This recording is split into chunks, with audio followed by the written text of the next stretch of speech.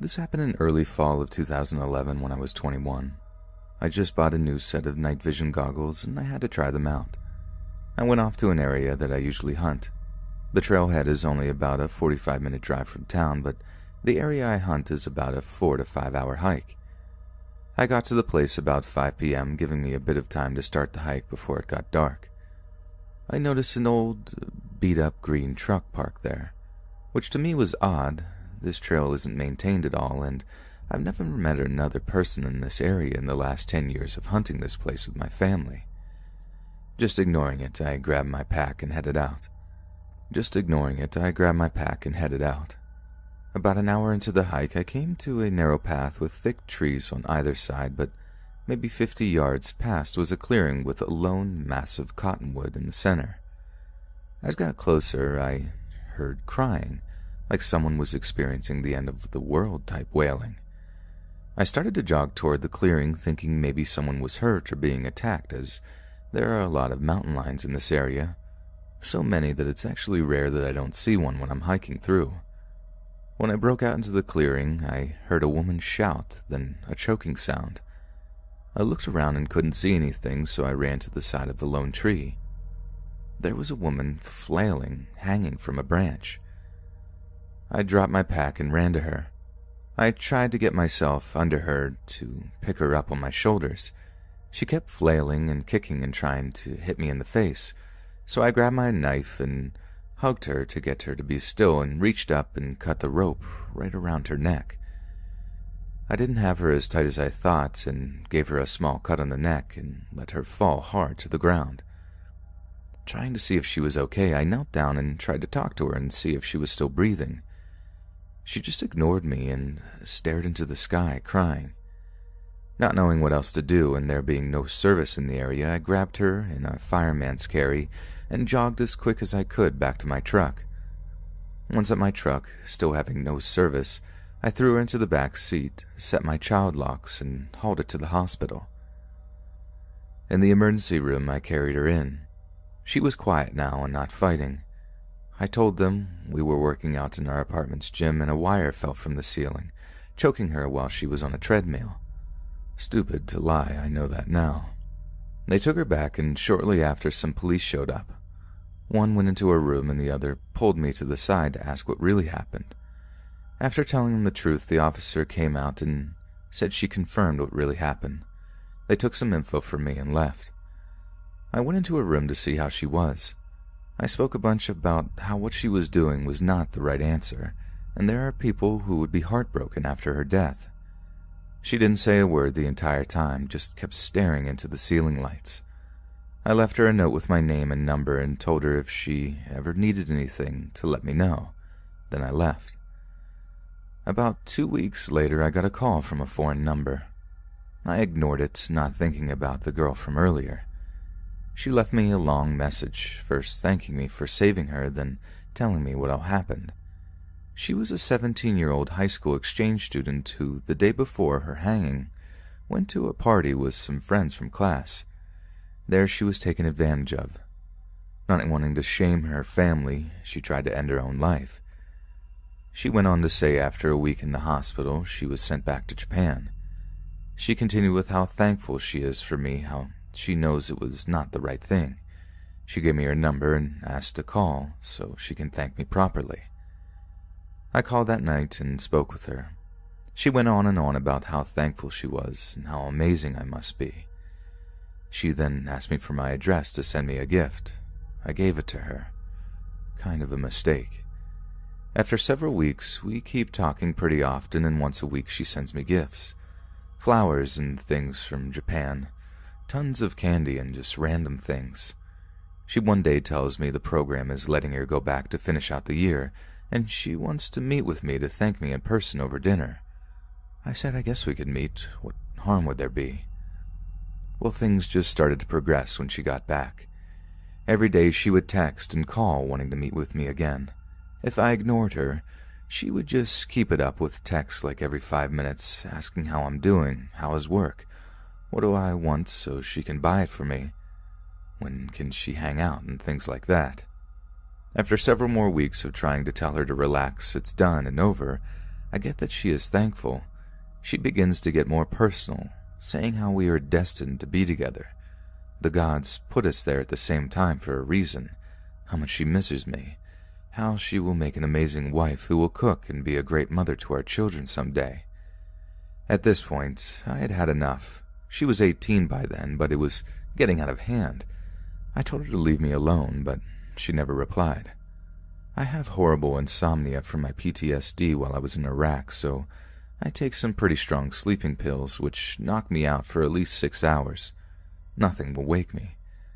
About a week after I told her to go away, I woke up at my normal time for work. When I went to get up, I saw someone was in my bed. I knew it was her right away. I stood up and shouted, "What in God's name are you doing?" She woke up, still all sleepy-eyed, and said some stuff in Japanese. I yelled at her to speak English. She then said, "See, my love, I'm showing you how good we can sleep together. You will never know I'm here, but I can comfort you during your bad dreams. Doesn't that make you happy?" I was livid. I asked how she got in, and she told me by my sliding glass door. To clarify, I live on the outskirts of a large city, by Wyoming standards, on 40 acres, and have a shooting range which I use daily after work. I go out back through my sliding door and usually forget to lock it. I told her to get out and to never come back. The rest of the school year went by, and I didn't hear a word from her. Summer came, and knowing she went back to Japan, I relaxed and everything more or less went back to normal. Although I did change my phone number just to be safe. A few days into August 2012 came, and I had a knock on my door. I opened it thinking it was the mailman or something. Nope, it was her. She had the biggest smile on her face. Before I could force her to leave, she told me my number didn't work anymore, so she came in person to tell me she was accepted to the local college and will be able to be close to me again. Before she could say her next sentence, I told her that I hate you. I couldn't care less if she died. She took off running and crying to her truck. Kind of feeling bad about what I said, I didn't feel like cooking, so about 10 minutes later I left to get something to eat. Halfway down the road I noticed traffic was backed up, which is crazy because I'm in a rural area. There isn't many people here to begin with. When I finally got up to the point that started the traffic, I saw it was a rollover. A disgusting old green truck was rolled over into a ditch with police, fire trucks, and ambulance all around. I rushed right to the hospital, feeling like absolute garbage. After several hours, they finally let me in to see her. She had a few broken ribs, right arm and left leg broken, and a torn muscle in her neck. Before I had a chance to even walk into the room, she was crying her eyes out, saying how sorry she is, how she never meant to anger me. I also apologized, and we both agreed to restart and just try to be normal friends. We were married in 2015 and had our first child later that year. We have been happy together ever since. She still gives me guff about how she finally got her way and she was right all along. But somehow, through all the crazy, I still love the ever-living life out of her.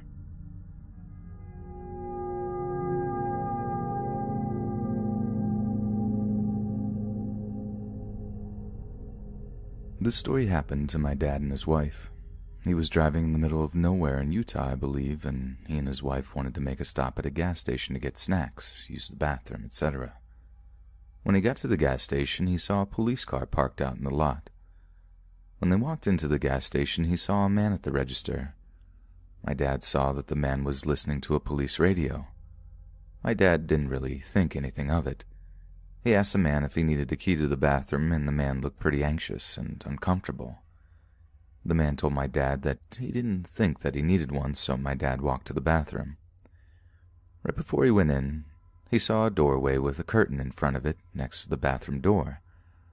My dad looked at the end of the curtain, and all he saw was a man's feet with what he believes to be the police officer's shoes. My dad tried to stay calm, so he walked into the bathroom and just stood there contemplating what to do. He got himself to calm down.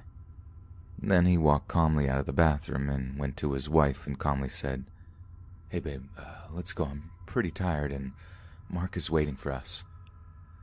My dad just wanted to make sure this guy couldn't do something to them if he said someone was waiting for him. She looked confused, but then understood what he was trying to do.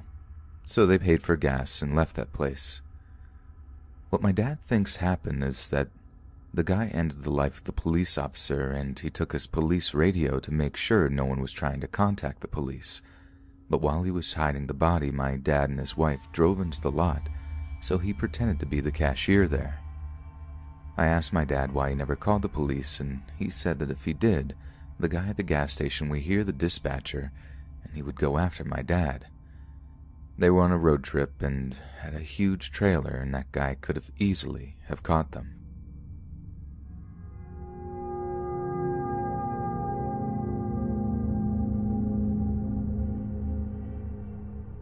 I'm an 18-year-old female living in Australia. This true story happened to me about 4 years ago when I was around 14, still in high school. It was after school on a Monday, and I had band practice, which ran from 3 p.m. to 5 p.m. Just outside the front gates of my school, there was a large grass oval. The oval had gum trees surrounding the outside of it, almost like a border. Usually after band, I would cross straight through that oval to get to the train station on the other side. It was possible to walk around the oval along the footpath next to the road, but most students would just cross through the oval as it was a quicker route to get to the station. The only difference this time was I was alone crossing the oval on that day. After band practice, all my friends and other classmates had already been picked up by parents or had left earlier. Still, for some reason, I hadn't thought twice about crossing the oval alone. In my mind, it was just a 5-minute walk across in broad daylight, and I really needed to hurry so that I wouldn't miss my train. As I was walking across the oval with my heavy backpack and clarinet in hand, everything seemed to be going fine. That was until I got about halfway and suddenly heard a man's voice from behind me. "Excuse me, could you help me?" The voice belonging to this person didn't sound too strange or like there was any ill intent behind the words at first. Figuring this was just someone who needed directions or something, I didn't hesitate to turn around. What I saw then terrified and confused young 14-year-old me. There was a disheveled man who looked to be probably in his 30s laying under one of the gum trees, almost hidden on the edge of the oval.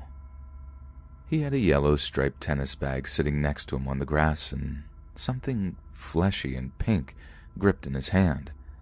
I didn't notice this immediately, but when I was able to see and comprehend what he was doing, I immediately felt sick to my stomach.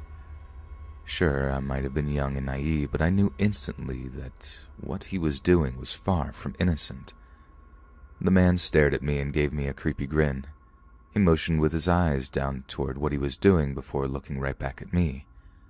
I clenched my fists and spun back around, walking briskly back in the direction I was heading. Every nerve in me was on end, just waiting for something terrible to happen. Despite the panic rising rapidly within me, I just kept telling myself to act calmly and continue walking towards the train station. I kept a close ear out behind me, waiting to hear footsteps following. I didn't hear his footsteps, but I heard him try to get my attention once more by calling out, "Hey, excuse me!" I ignored him and didn't dare turn around. After what felt like a lifetime, I finally reached the train station platform where I was so relieved to see that other people were waiting there. My train was slowing to a stop ahead, so I didn't get much time to survey the oval behind me. There, I saw the man again with that same yellow striped bag I saw earlier slung over his shoulder. He was walking lazily towards the train station, though it didn't seem like he was in any rush to get there, as if this was just another failed attempt at finding some kind of kid to meet his disgusting requests. I gladly hopped on the train and kept watching him just in case through that train window until he was out of sight. I was finally able to let out a breath that I didn't even know I was holding. I got my phone out and called my mom, telling her something bad had happened and that I would tell her when I saw her. I could hear the worry in her voice, and she quickly picked me up from the train stop near my house. I shakily told her everything, and she took me to the police station where I made a statement about the whole thing. It was a lot to handle for a 14-year-old, and it made me feel ill retelling the events over and over. A couple of weeks later, a call back from the police stated that they never found the man, and from that point onwards, I always asked my mom to pick me up after band practice, or I'd just take the long way around to the train with my friends. What still sickens me to this day is the fact that this guy was knowingly laying right next to a school. I can only hope that he never tried what he did to me on any other innocent, unsuspecting children.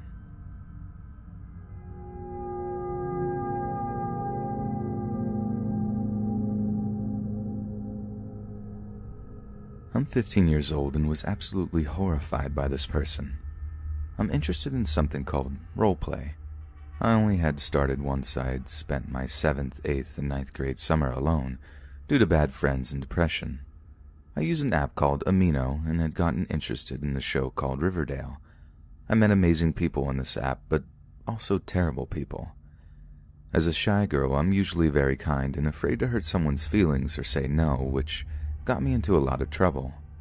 I met a boy who I'll just call Cheryl, since that was the account the boy had at the time. He and I started out as good friends, talking a lot, and even shared common interests. I'm a lesbian and not into guys for obvious reasons, and since I'm a lesbian, I felt horrible when he told me he had feelings for me. I apologized profusely because I wasn't into dudes. After that, we stopped talking for a little before I started to have him leave messages on my account, spamming me with a request on Discord, which was now deleted, and even found my Snapchat and Instagram. This was horrifying, and I didn't understand why he was bothering me. So one night I messaged him on Amino asking him to please stop, and that I wasn't liking how he was acting. He apologized and we became friends for a little, role-playing Riverdale a bit and talking now and then. One night when I was up late, he and I had been talking. He said he was now transgender, and said now that he was trans and still deeply in love with me, we could date. I shook my head at this because, yes, I was lesbian, but I didn't want to be with him after all the ways he treated me. Soon enough, he started to get angry. He called me all sorts of terrible names, told me I was dumb and worthless, and even reported me to Amino for what I hadn't done. I soon messaged a creator on Amino and asked her to please tell him to stop, and she did, and also suspended his account for 24 hours. I blocked him, and we never really talked. I occasionally get messages, but to this day, I still just ignore them.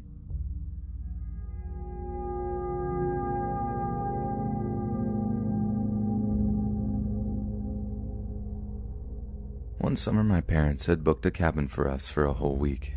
I can't remember exactly how old I was. I'm guessing about 12. Me, my big sister, and my little brother had been playing and exploring outside all day. We were tired, so when our parents asked if we wanted to go to the grocery store with them, me and my sister said no.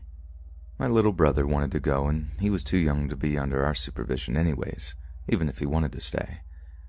They said that they would be back soon, and they trusted us enough to leave us back at the cabin, as long as we promised to stay inside and stay away from the lake. Both my parents were always very strict about not letting us swim unauthorized. A couple of moments passed with me and my sister chatting until she decided to take a nap on the couch. I had been chugging juice all evening, so I needed to head to the toilet. The toilet was a separate building near the main cabin, closer to the lake. It was about 8 o'clock, and the evening had already started to darken since it was almost October. I've always loved scary stories, and I enjoyed the misty nightfall. I was halfway to the toilet when, suddenly, I heard a loud crack in the woods. The sound came from right in front of me, behind the toilet. I froze and stood quiet for a while. I saw nothing. I thought that it might have been a big animal, so I ran straight towards the toilet. I closed the door quickly behind me. After catching my breath, I peeked from its little window, and I heard more loud movement. It did sound like a big animal right behind the toilet, more branches cracking than a big splash. Something had just jumped into the lake. I thought the route was clear enough and slammed open the door. I started running back to the main cabin, not looking back. All of a sudden, I heard my dad's voice calling my name. I stopped and listened. I was now 100% sure that it was indeed my dad's voice. Before I turned my head towards the voice, I could see that our car was not in the driveway yet. I got chills and turned to where the voice came from, the lake. To my confusion, I saw my dad, floating in the lake, absolutely still, with a frozen smile on his face. For a moment, I thought that he hadn't left after all. "Come here," he was shouting, again and again with the same stiff voice. I saw no movement in the water. It's like he just stood there, but it was way too far from the coast or his or anyone's legs could reach the bottom. I realized almost immediately that this was not my dad. My legs went numb from fear, but I got back to the main cabin, crying my eyes out in panic. I was too afraid to look out the window and just locked the doors. My sister was still asleep, and just when I was about to wake her up, I heard a car. I looked from the kitchen window and soon saw my mom, brother, and my dad coming out of the car, smiling and laughing. My whole body was cold. The whole situation felt unreal. I asked my father later, had he been in the water before? He was confused, then laughed it off with, "Maybe it was a big fish in there." I tried to forget what I saw and heard, but I still can't. I wasn't dreaming. It was something I can't explain with logic. I'm 24 years old now, and I'm still afraid that I will someday experience something like this again. I try not to think what would have happened if I had followed him into the water.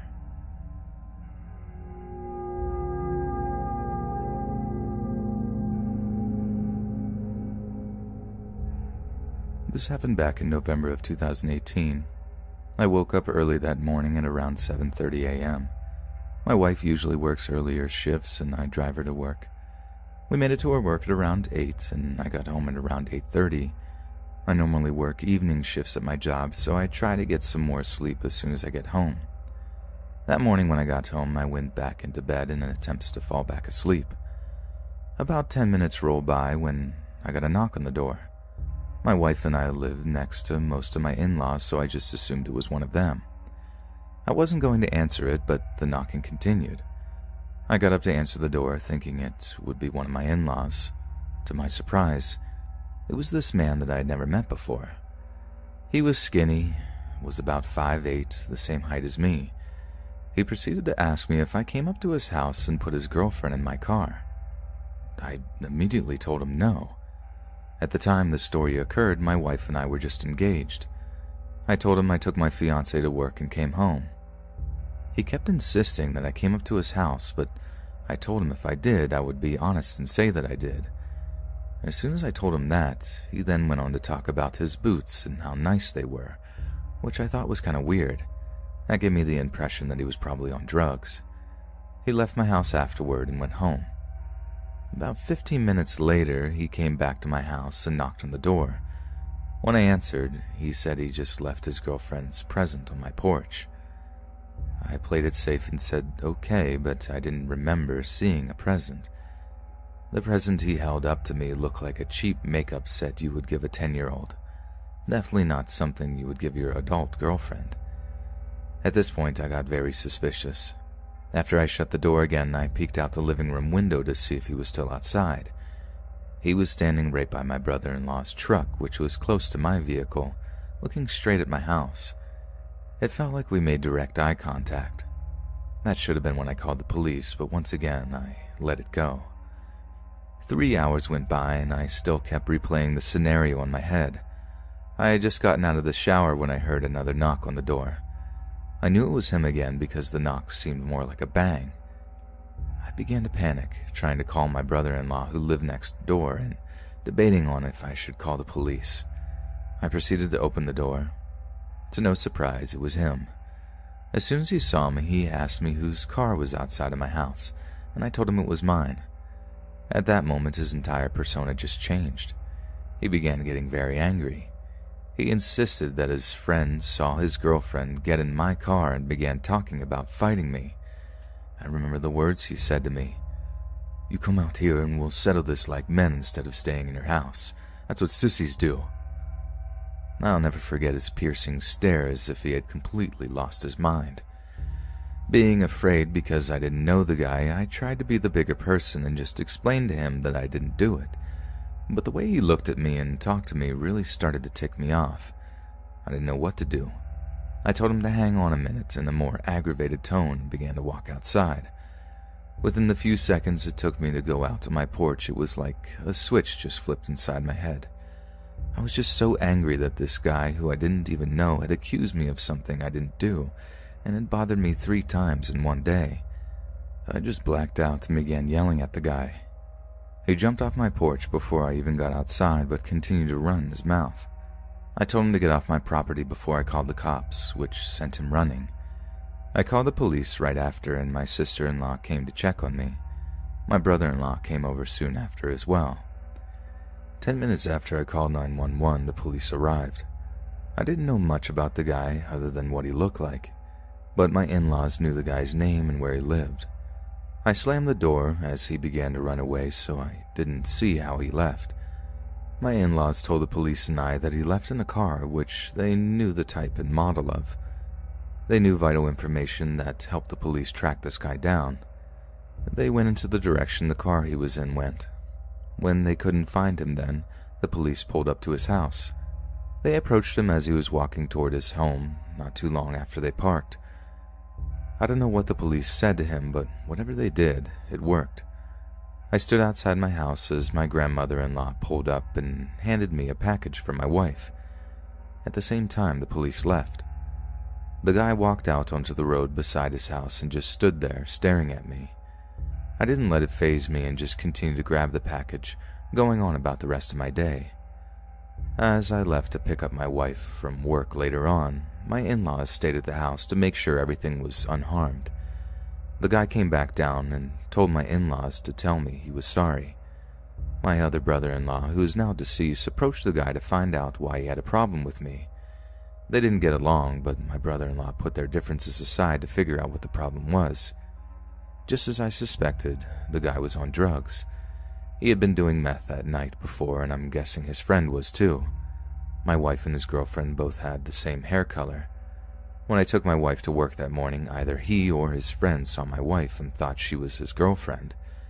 Though that doesn't justify what he did, I'm glad I know now why this all happened. To this day, that stands as the most terrifying experience of my life.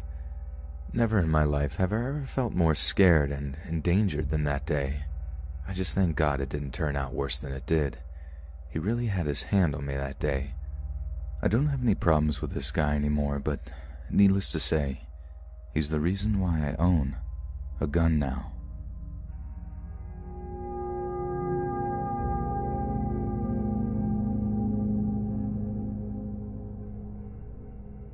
Let's start with all the introductions first. I'm a 37-year-old woman with a bit of a psychic twinkle. I'm a sensitive empath, which basically means I can sense spiritual presences and I can pick up other emotions. My mother's the same, as was my grandfather. My grandma, not so much. She doesn't believe in all that nonsense, as she says. I'm not a medium by any means. I have seen ghosts with my own eyes since I was 7, but they don't appear to me all the time. They don't talk to me. I can't call upon the spirits for information. That has never been my gift, but I can tell if one is around. I can feel their energy and my body reacts in certain ways. My mom and I jokingly call it our spidey sense. Apart from the fact that I am a practicing third-generation witch, I have also been a paranormal investigator for 19 years now. I run an investigation team by the name of Paranormal MIT, and I know it is weird, but when it comes to investigations, I prefer to take a scientific approach rather than a metaphysical one. The reason being is proof. Someone can say they feel a presence, but how do you prove a feeling? You can't. It is personal, it can't be documented, it can't be shared unless you were there. As such, it can't be considered evidence. Those are my personal thoughts. I am also of the mind that any evidence that is presented should be scrutinized and analyzed severely before publication. Why? Because there is so much fake nonsense out there that people present to the public on the daily that any real evidence gets buried, and it makes it that much harder to believe. It makes me so angry.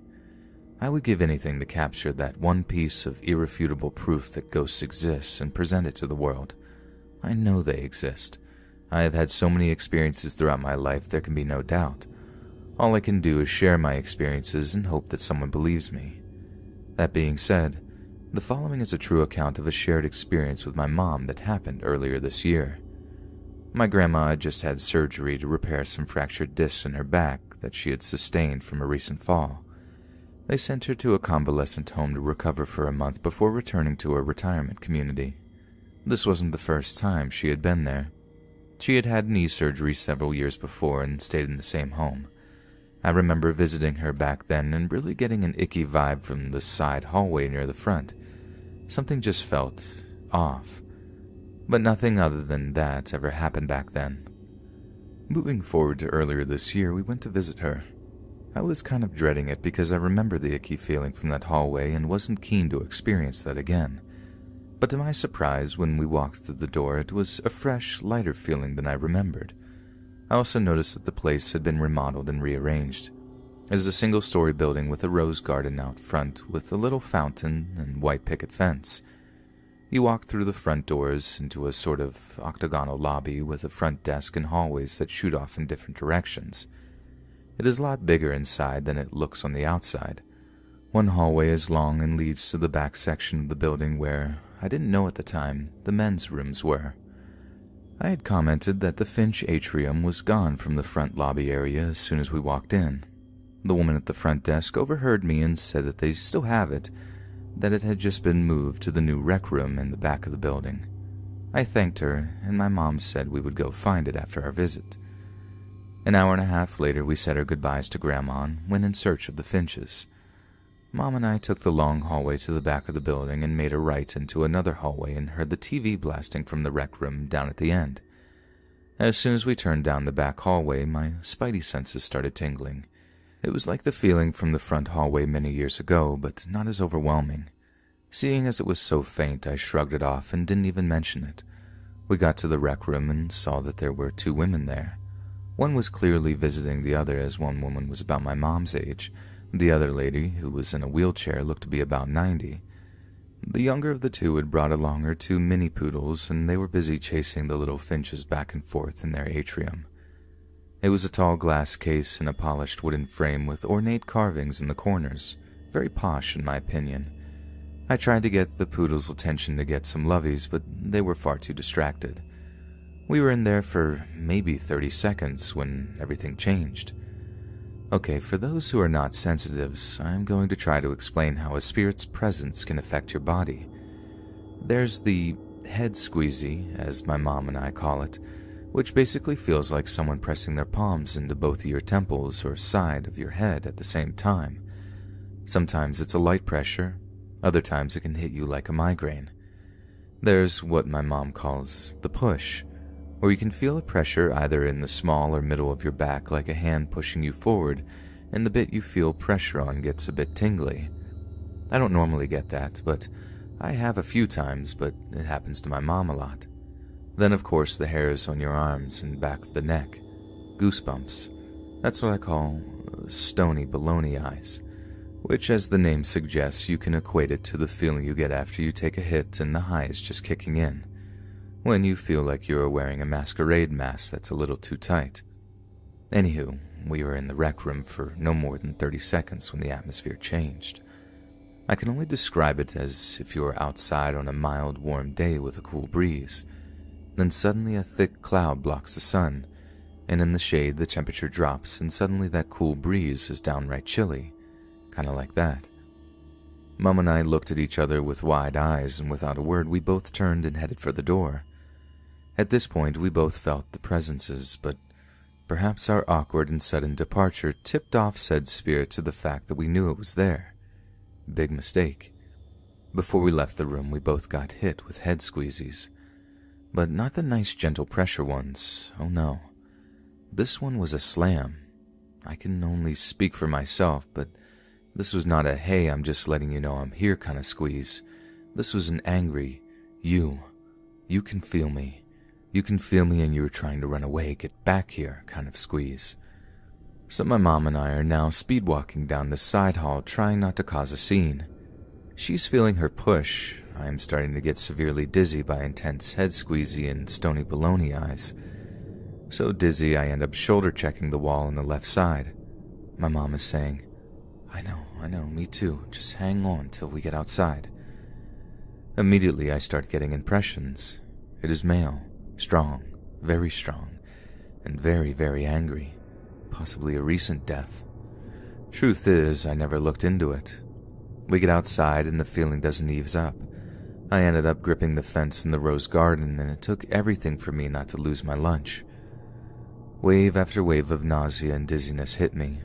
Mom turned to me and said, I know you're worse off than me, but I cannot have this follow me home. Can you do something? So I started reciting my closing spiel I usually end my investigations with. Thank you, spirits, for communicating with us. At this time, we will be taking our leave, and you are not permitted to leave this place. We do not consent to being followed any further, and you must remain here. You must not follow us past this point. It is not allowed. We hurried to the car, and she turned the engine over as soon as her key found the ignition. Before she moved, I touched the dashboard and recited a spell. Keeper of bones, I know thy face, but I may yet outstrip thy pace. As we pulled up to our house, we were feeling a bit better, but still felt an attachment, so I recited one last spell in front of the door. Who comes to me I keep, who goes from me I free, but against all I stand, who carry not my key. We entered her house and I felt instant relief.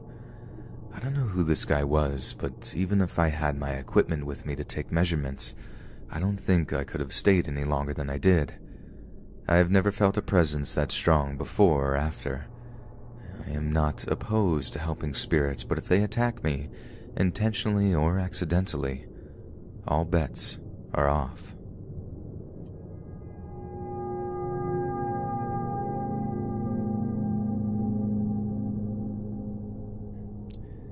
In July 2008, I believe it was the 30th, me and my buddy drove to Manitoba in order to pick up some medicines for an upcoming sweat. So we get to west of Portage La Prairie, and my buddy pulls into a gas station because he has to use the bathroom.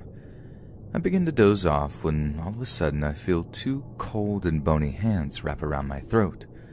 The smell of decay fills my nostrils and it makes my eyes water. I've been hunting quite a lot, and I have of course stumbled upon animal carcasses rotting, but that is a smell I would readily prefer over the smell that this creature emitted. I can't move my head as I try to see what is on top of me. I can feel tears starting to run down my face as black dots started to dance in front of my eyes. Bang, bang, bang. I look over at the window of the truck and see my buddy smashing his hands against the window. He looks petrified and keeps screaming a word over and over, and I can't hear what it was over the ringing in my ears. I read his lips and my blood runs cold. He's screaming the word Wendigo. I think back to when I was a little kid and I had stayed out past sundown on a bitter winter evening. My father is waiting outside. He has a scared yet stern look on his face and says, "You better get inside the house, boy. There are man-eaters in these woods." For years, I pester him over and over about what he's talking about, and that's when he finally tells me about the Wendigo, the ravenous spirits that look to possess weak-willed or starving people. They're cannibals born from the harsh circumstances of the great winters that have occurred. I remember my father said all you need to do is blow a puff of air at it, and if you are of pure and strong intentions, then it vanishes in search of its next meal. However, if you are a greedy and weak-willed person, it will possess you and make you into one of them. You will constantly crave meat, but only the flesh of man will satiate your hunger. But that relief is only a few moments. Then you will be on the hunt for your next meal, walking around the woods with a constant void in your stomach and a craving stuck in your mind. I turn slightly towards the beast and puff a breath in its direction. All of a sudden, the horrid smell of decay vanishes and the hands disappear. I feel an overwhelming urge to vomit, creeping up my throat, but I restrain myself. My buddy hops into the truck. We are both silent as we drive on. Our breaths are the only sounds to break up the silence. We drive for around 10 minutes before my buddy shouts. He slams on the brakes and screeches to a halt and almost collides with the car in front of us. The car turns around and we see what is causing the sudden blockage in traffic. A Greyhound bus is pulled over to the side and a bunch of shaken-looking people are standing beside it. Their gazes can only be described as a 1,000-yard stare. RCMP cruisers surround the bus. The red and blue lights dance on our windows. My buddy turns around, swearing at the inconvenience, and we drive back to a shady hotel we had passed earlier. The whole way there, I'm sitting motionlessly. A sense of dread is ever present in my gut as we arrive at the hotel. We check in and start putting our stuff down when my buddy turns on the news. It's a pretty terrible television, but soon enough we see breaking news flash across the screen and I stop what I'm doing. The news reporter looks shaken as she rattles off. One adult male is confirmed to be dead in what is to be called a frenzied knife attack. We're getting multiple reports of the suspect consuming parts of the male's body. The police have not commented any further. I look over to my buddy and he has gone ashen white. He looks over at me and says in a withdrawn voice, I guess the Wendigo needed to be fed. The victim was Tim Macklin. He was brutally murdered on a Greyhound bus, number 1170, by a man named Vince Lee, who was diagnosed as a paranoid schizophrenic. He told investigators that God told him to kill Tim. Tim Macklin was sleeping as Vice stabbed him and was awoken to a crazed Vince standing over him holding a hunting knife. Tim was stabbed over 60 times and dismembered. Vince consumed parts of his head and actually stuffed chunks of Tim into his pockets. Want to know the best part? Vince Lee was released with a new name and no criminal record. He was diagnosed as a paranoid schizophrenic and was excused from his actions. So all of the Americans that complain about your justice system, be thankful that they at least give out appropriate sentences for individuals like these. To this day, I wonder if Tim Macklin could see the crazed Wendigo staring back at him as he looked into his killer's eyes, begging for mercy.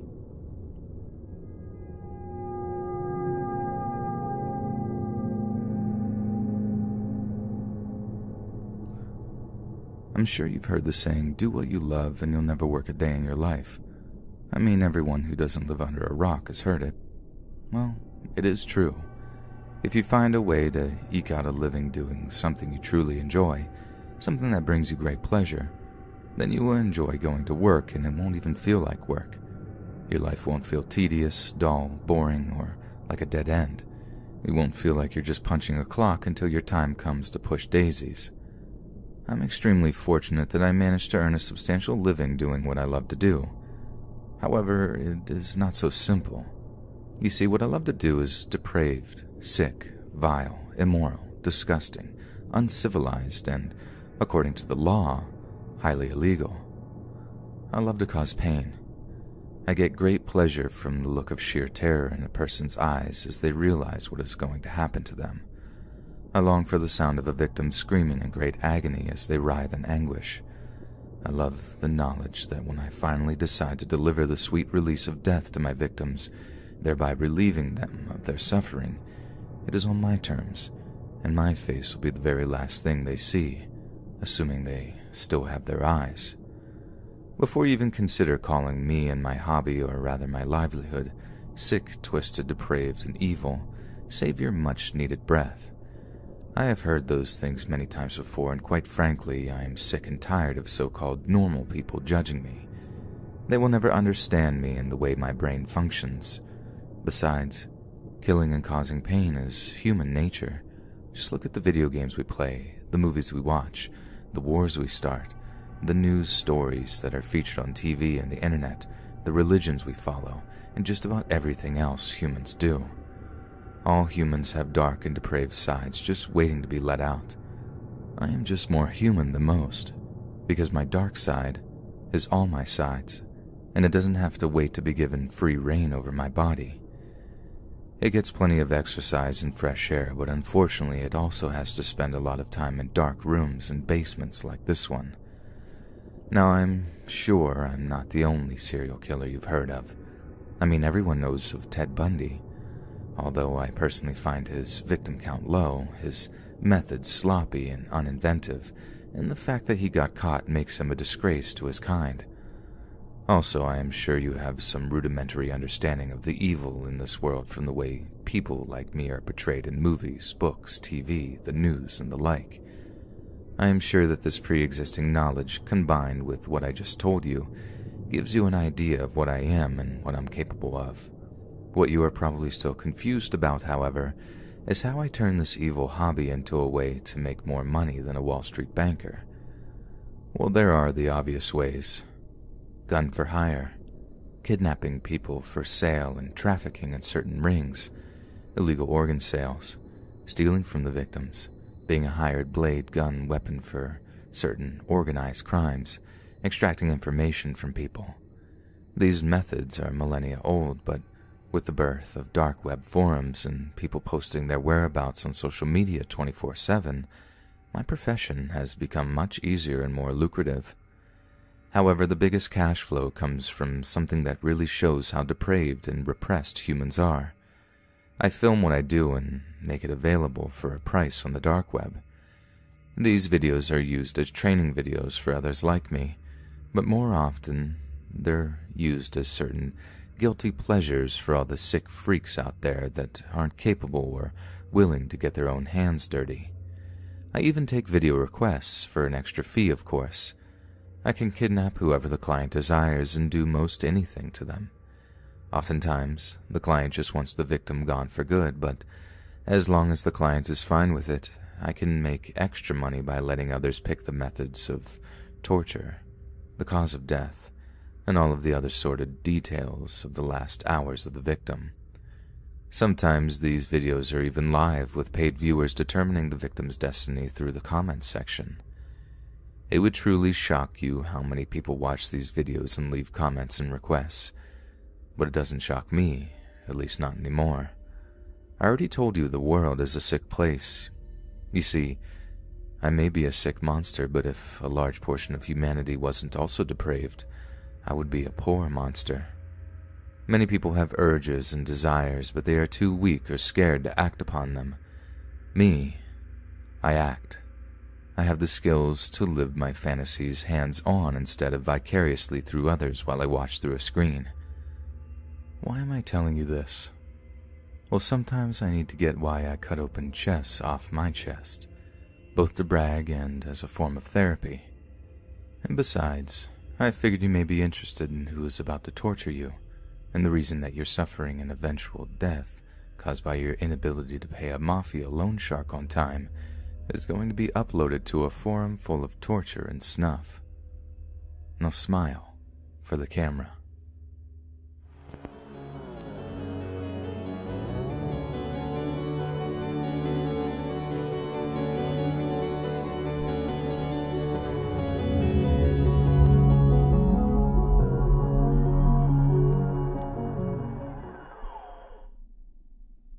My name is Ben Shenton.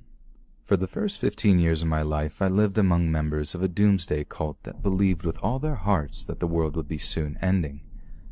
Hidden away in our compound on the shores of Lake Eildon in Australia, we lived behind a wall of thick foliage and barbed wire, completely cut off from the outside world.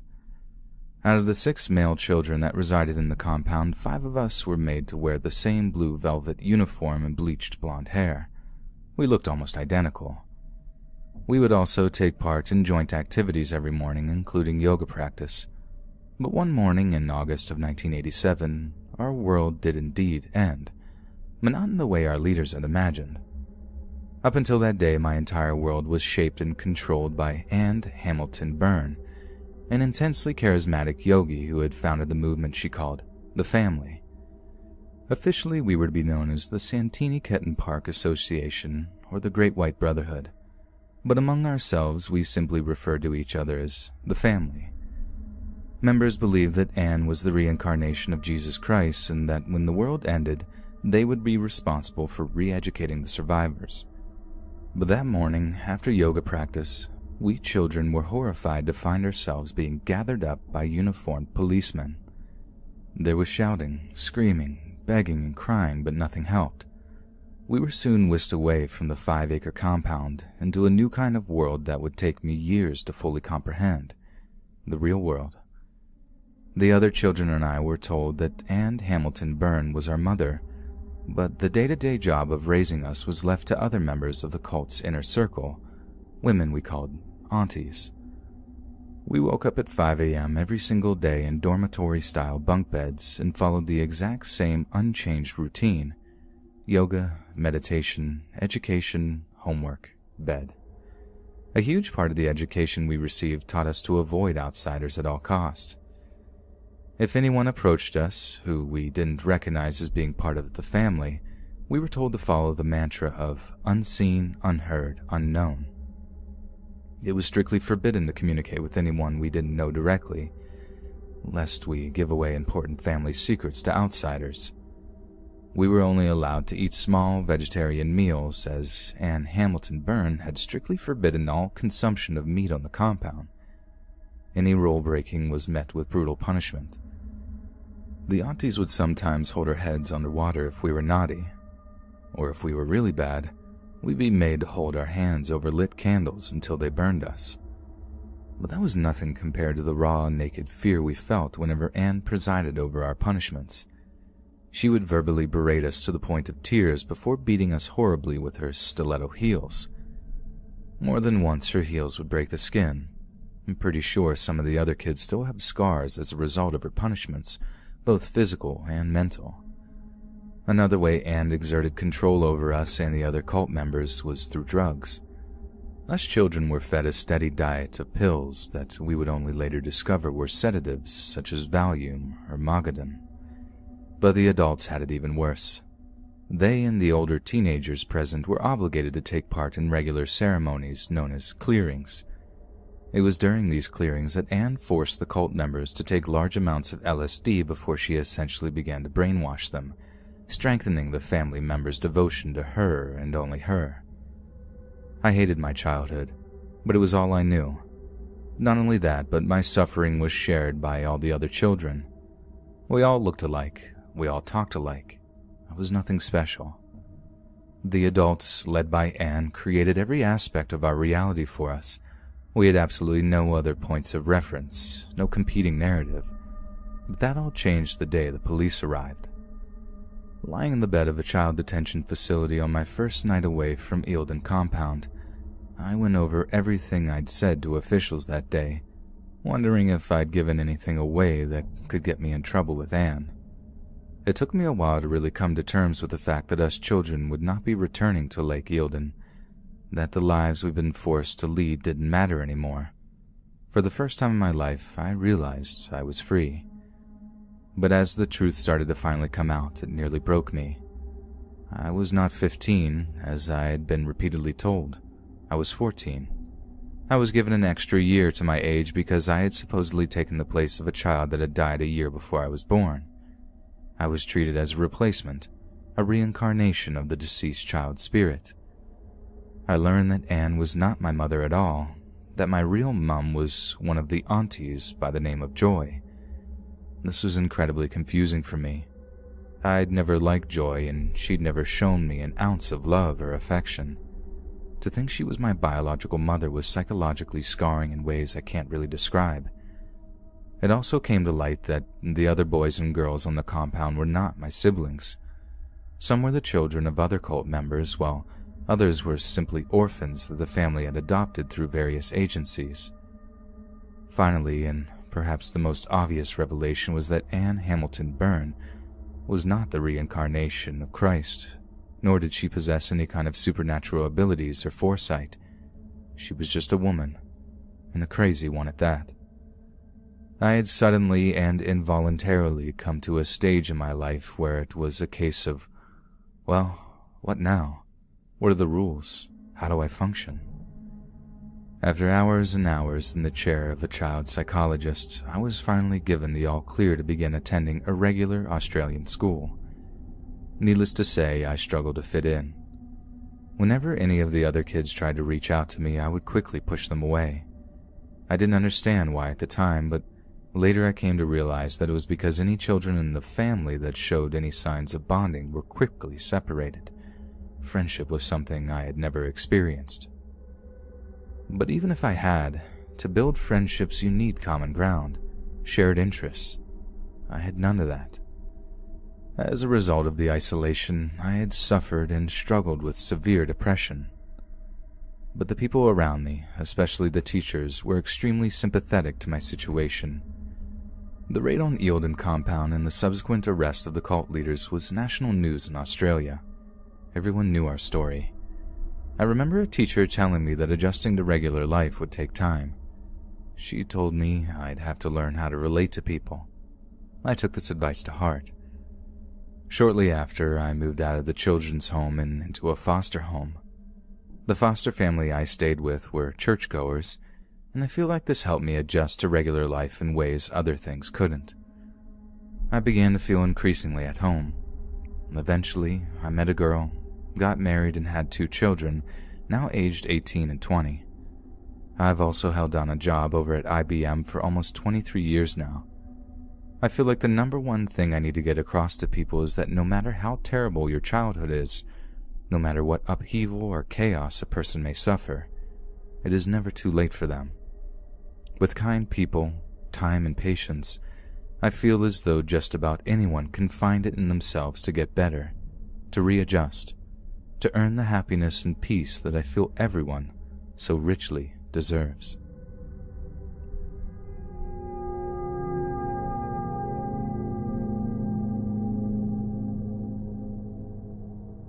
My mom was always something of a latent hippie. She dreamed of backpacking around Europe and soaking up the culture.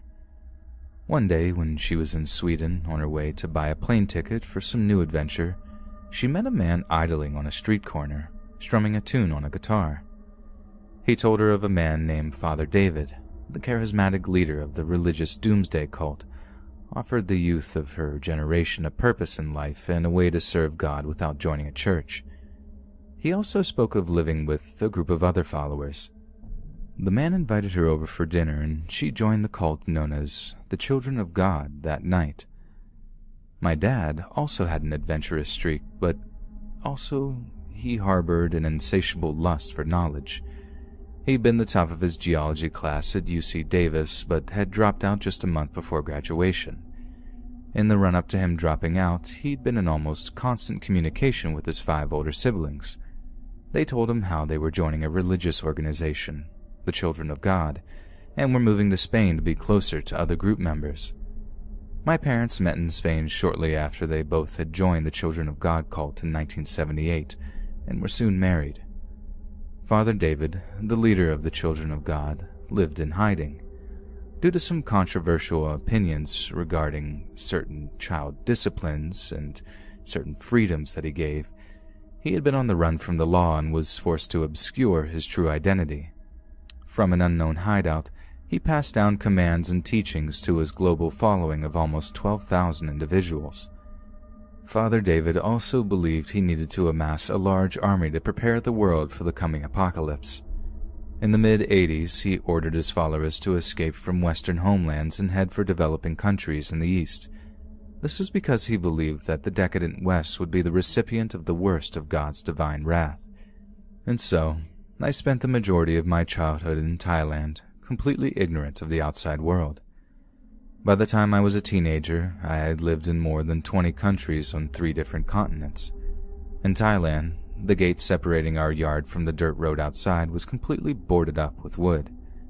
In the afternoon, the children were allowed to go outside for 1 hour as long as we stayed within the perimeter of the walls.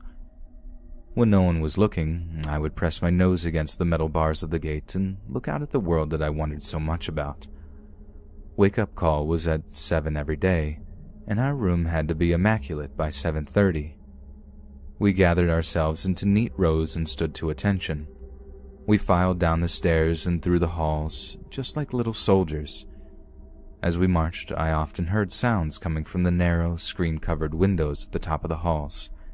They were the sounds of women groaning and men breathing heavily.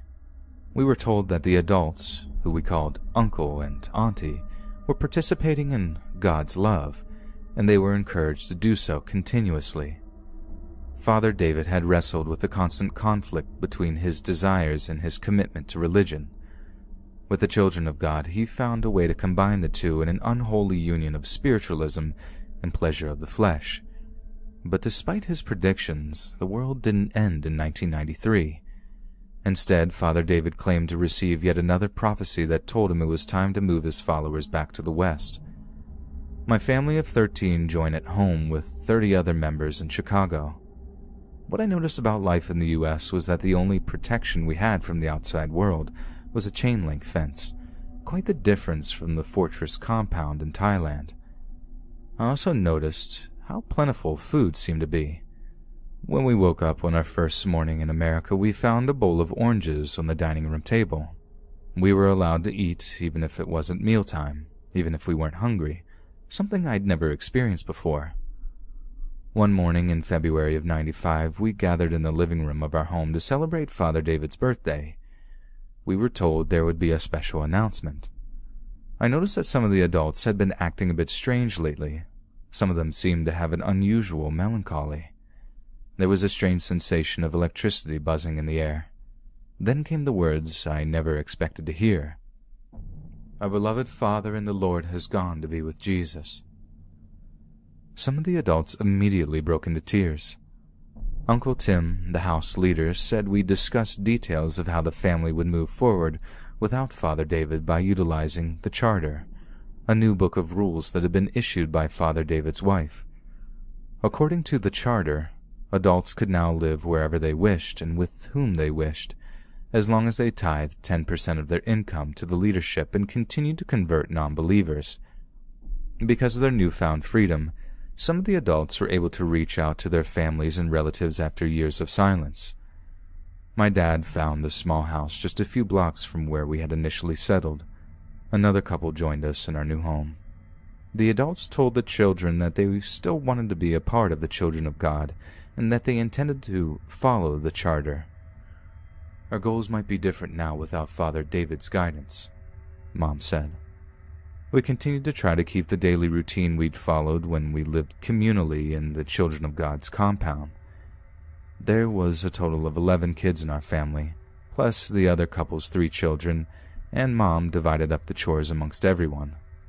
The women in the family took care of the children while Dad, my older brother, and Uncle Stephen were responsible for getting the money we needed for food and utilities by selling goods at local swap meets. After spending 2 very difficult years in Chicago trying to make ends meet with no savings, my family moved to California to live near my dad's sister. Stephen and Mary went to live with relatives in the Philippines. They finally had enough of living as a cult. No one in my family ever returned to the Children of God, and none of us have any kind of contact with the community. Some of my siblings went on to pursue their degrees, some are working, while others succumbed to the path of drugs and alcohol like many children who grew up in the Children of God did. I don't think I'll ever be able to fully explain what it's like to try to adjust to normal life after being raised in such abnormal circumstances. I know my childhood is something I can never return to or get back, so instead of focusing on the past, I've spent every day since I left the Children of God choosing to focus on my future. Now, 20 years after finding freedom, I continue to be passionate about education, and I am currently pursuing a second graduate degree to become a college professor. Eventually, I want to work with the disadvantaged students in colleges and universities in hopes of helping them to find their own voices and think independently. After spending so much time as a prisoner of someone else's way of seeing the world, I can think of nothing more important.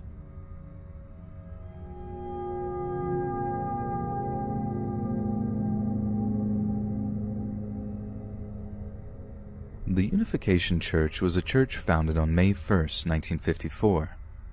Some of you may have heard of the church and how its members are often referred to as Moonies. Many members of the church are divided on that nickname. Many of us like it, but Some consider it a kind of slur. The Unification Church and its teachings center around the founder, the Reverend Sun Myung Moon. We were taught that Moon, when he was a young boy in North Korea, was visited by Jesus Christ himself, who descended from the sky to inform the young Reverend Moon that it was his destiny to bring the people of Earth back to God. In order to achieve this end, Moon collected his thoughts into a book called The Divine Principle, which is used as a supplementary text by members. In order to accelerate the growth of the church, he arranged many marriages between members. My parents were matched using photographs of themselves. Moon literally picked up a picture of my mom and of my dad and matched them like that. In order to marry all the couples he matched, the church also arranged mass wedding ceremonies. I am a second-generation member, though I know a handful of third-generation members. I intend to leave the church officially when I reach 18 years of age. If I choose to stay, my parents would seek a girl in the church for me to marry, and, with the consent of the girl's parents, I would be married off to that girl in a mass ceremony, along with thousands of other couples. My parents have no idea that I intend to leave the church, and I don't know how they will react when they find out. To be honest, though, I'm more worried about how they react to the fact that I've had a secret girlfriend for the past 3 years. I've been dreading the moment when they inevitably find out. The main text of the religion is the Divine Principle. The Divine Principle basically states that the core of humanity, the basic structure around which everything should focus, is the family unit. Another idea that is central to the unificationist philosophy is the idea of pure love. Pure love entails no dating of any kind before marriage, no sex before marriage, and no sex 40 days after marriage. Pure love also entailed that the founder of the church would be the one who matched the couples, to ensure that the marriage was a pure one. In the first few matching ceremonies, he literally pointed pairs of people in a room and told them that they were to be married to each other. As the church grew, Moon began matching people by their pictures, and he eventually loosened up on this policy, and the church set up matching workshops for parents so that parents could do the matching in lieu of Moon's matching. It should be noted that Moon himself was married twice. We are generally taught the same things as Christians are taught, in addition to teachings specific to the Unification Church. We learn about Moon's struggles in North Korea, the moment when Jesus revealed himself to the Reverend, and the struggles of Moon in trying to get the church going in the 70s and 80s. One story that I was taught that always stuck with me was the story of how Moon, when in a North Korean prison, only ate half his allotted rice and gave the rest away. It shows how Moon built a cult of personality around himself, presenting himself as a Christ figure. He escaped the North Korean prison when the U.S. bombed the prison he was in during the Korean War. He escaped to Japan, but was heavily persecuted there both as a Korean and a Christian, and eventually immigrated to the U.S. The church is now largely comprised of Japanese, Koreans, and the people who converted from being preached to in the U.S. I myself am half Japanese, half Korean, a fact that can only be explained by Moon's bizarre matching methods. A little side note, Moon himself advocated for the mixing of races. I knew many half-white, half-Japanese people and a couple half-black, half-Japanese people as well. This is one of the few liberal ideas that the church maintained, and I thought it was kind of interesting. On the flip side, the church hates gay people, but they are not especially fanatical about it. I was taught to just pretend to be their friends and don't treat them differently. The church also takes part in a lot of missionary work. My Korean mom was born into the church, but my dad converted when he was at college in the States. A white man with a Bible showed up at his door, preached the church's teaching, and my dad decided to check out what they were all about. He later had a moment with God, and, well, here I am. The church is heavily invested in attracting new members. The people had some extreme views, don't get me wrong. I've sat through 3 increasingly awkward lectures about the sins of masturbation, but in all honesty, the people who I've met who are a part of the church are actually some of the nicest people I've ever met. There's a wholesome attitude that pervades the church and its members. We were taught that we are all part of the same family, that we're all brothers and sisters in our faith. It was actually kind of cool to be able to call each other brothers and sisters. I can't deny that sense of belonging wasn't powerful. It was fun to feel comfortable enough with fellow members to say with earnestness that they were your brother or sister, even if they looked vastly different than you and were of a different race than you. In public, there was a general vibe of cooperation and of kinship. At least in the general member population, there was no malice against those that were not a part of the church. It was a more of, they just don't know that they're wrong attitude. I've always maintained that I like the people, just not the beliefs. Something to note about the Unification Church, it owns a whole bunch of businesses that help fund the church via their profits. Up until 2010, they actually owned the newspaper, the Washington Times. Korean cultures pervades the church. Korean food is served oftentimes, Korean culture is taught, and a lot of the words we use to describe church proceedings are in Korean. Most members are Japanese, at least in the US they are. I'm not sure why. The moment when Moon passed was an event, to say the least. I cried. I used to be extremely devout. I used to like the idea of arranged marriage because it took the burden of dating and finding someone off my shoulders. We had a huge scandal when the church's head pastor, who herself was a daughter of Moon, had a baby with the band leader who played worship songs before she gave her sermon every Sunday. Boy, was that a confusing time. I suppose now you can see why, although the church presents a positive image, I have opted to leave at the first available opportunity. It might not seem overtly scary, but trust me, when you realize you have zero control in your life, that it's essentially in the hands of someone else, that's a terrifying thing to realize.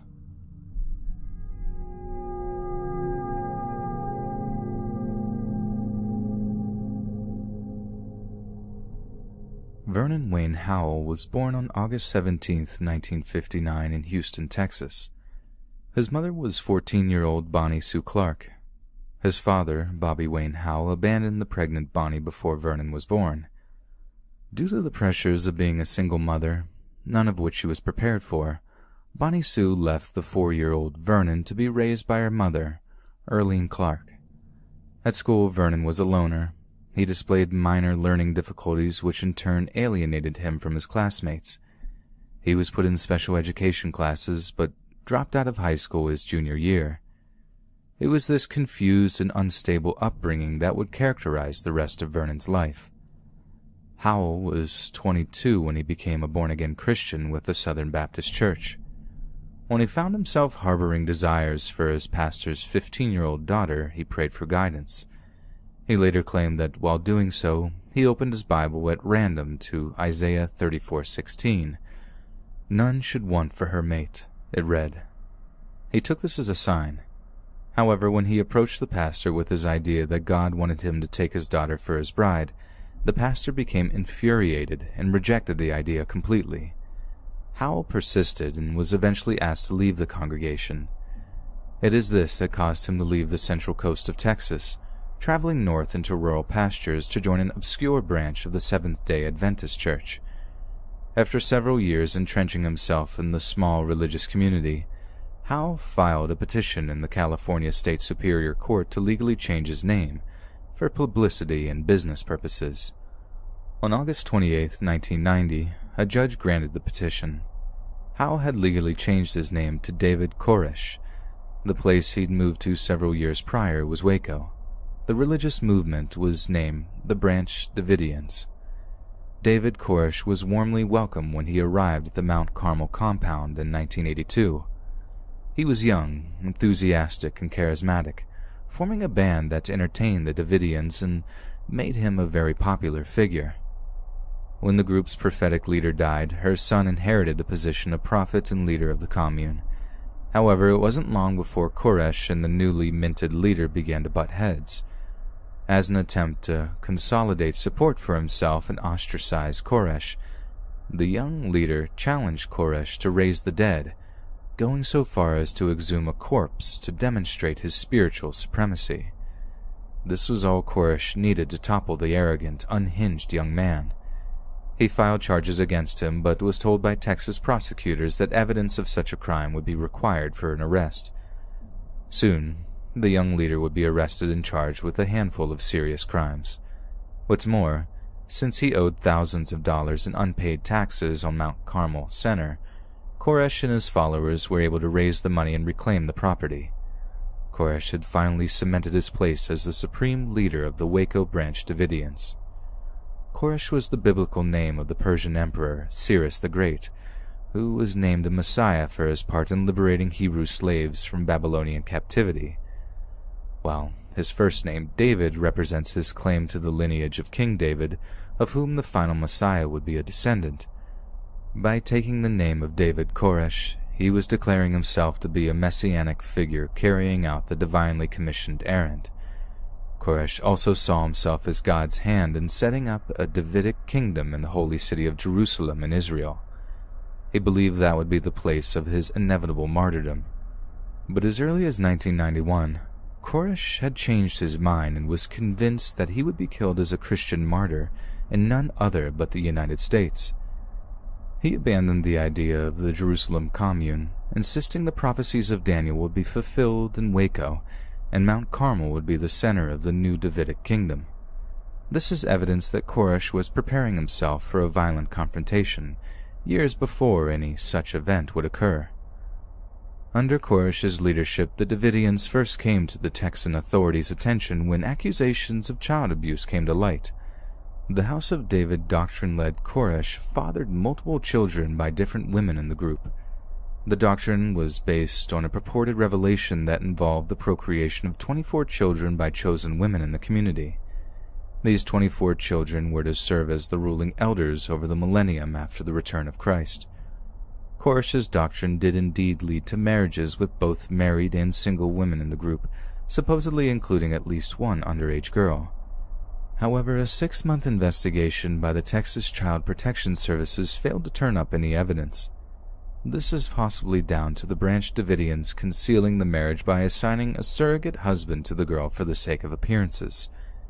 Ex-members of the Davidians had also claimed that one night Koresh became irritated with the cries of his son Cyrus. They claimed Koresh physically assaulted the child for several minutes during multiple nightly visits to the child's bedroom. Additionally, a man involved in a custody battle with one of the Davidians visited Mount Carmel Center and claimed to have seen one of the members physically discipline a child with a large stick. In February of 1993, a local newspaper began publishing a series of articles titled The Sinful Messiah.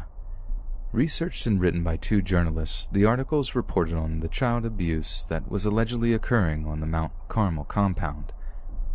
In addition to allegations of misconduct, the Sinful Messiah articles claimed that Koresh and his followers were stockpiling illegal weapons. They were based on an interview with a UPS driver that claimed that a poorly sealed package addressed to the Mount Carmel compound had broken open in a sorting office, revealing inert grenade casings and black powder. The articles sent Waco residents into a frenzy. They demanded that something be done about such an obvious danger to the local community. In response to public outcry, the Bureau of Alcohol, Tobacco, and Firearms stepped up to put the situation to bed. And so, Sunday morning, February 28, 1993, the Mount Carmel siege began. Yet they were worrying signs from the get-go. Despite being fully aware that the Branch Davidians were expecting a raid by federal authorities, the commander of the ATF raiding force ordered that it go ahead anyway. The ATF agents also had their blood type written on their arms and necks while assembling in the staging area.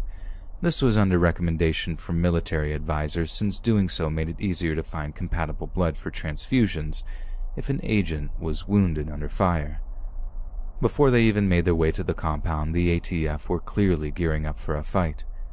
The ATF arrived at the Mount Carmel compound at 9:45 a.m. in a convoy of civilian vehicles. The occupants were uniformed personnel in SWAT-style tactical gear.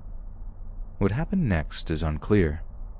ATF agents claimed that they had heard shots fired in the compound, while Branch Davidian survivors assert that the first shots came from the agents at the compound's perimeter. A possible explanation could be that an accidental discharge of an ATF's agent's weapon caused the rest of the team to open fire with their automatic weapons. Another comes from the suggestion that the first shots were fired by ATF agents sent to kill the guard dogs living in the compound's kennels. But regardless of the root cause, everything went to chaos at the Mount Carmel compound. Bullets flew in every direction. Even the 3 National Guard helicopters being used as a distraction began to take incoming fire. Within minutes, 4 ATF agents and 5 Branch Davidians had been killed in the conflagration, with up to 30 wounded on each side. Koresh himself had been wounded in the exchange, with bullet wounds to his hand and torso. The gunfight lasted for 45 minutes until the ATF raiding force began to run out of ammunition. But to their horror, the fire from Mount Carmel refused to slacken. They seemed to possess an almost endless supply. The raid had been a complete disaster. The ATF was forced to retreat from the compound, bloodied and shaken. The deaths of several federal agents was an outrage. Despite ATF attempts to begin latent negotiations with the Davidians, they soon found themselves ousted by the FBI, who took over the case after such a miserable initial display. Their first move was to place the FBI's hostage rescue team in a position to de-escalate the standoff. Soon after, the HRT had managed to negotiate the release of 19 children, securing their safety in case a second violent confrontation broke out.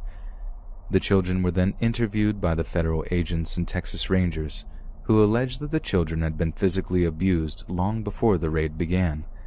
But the FBI were faced with an additional problem.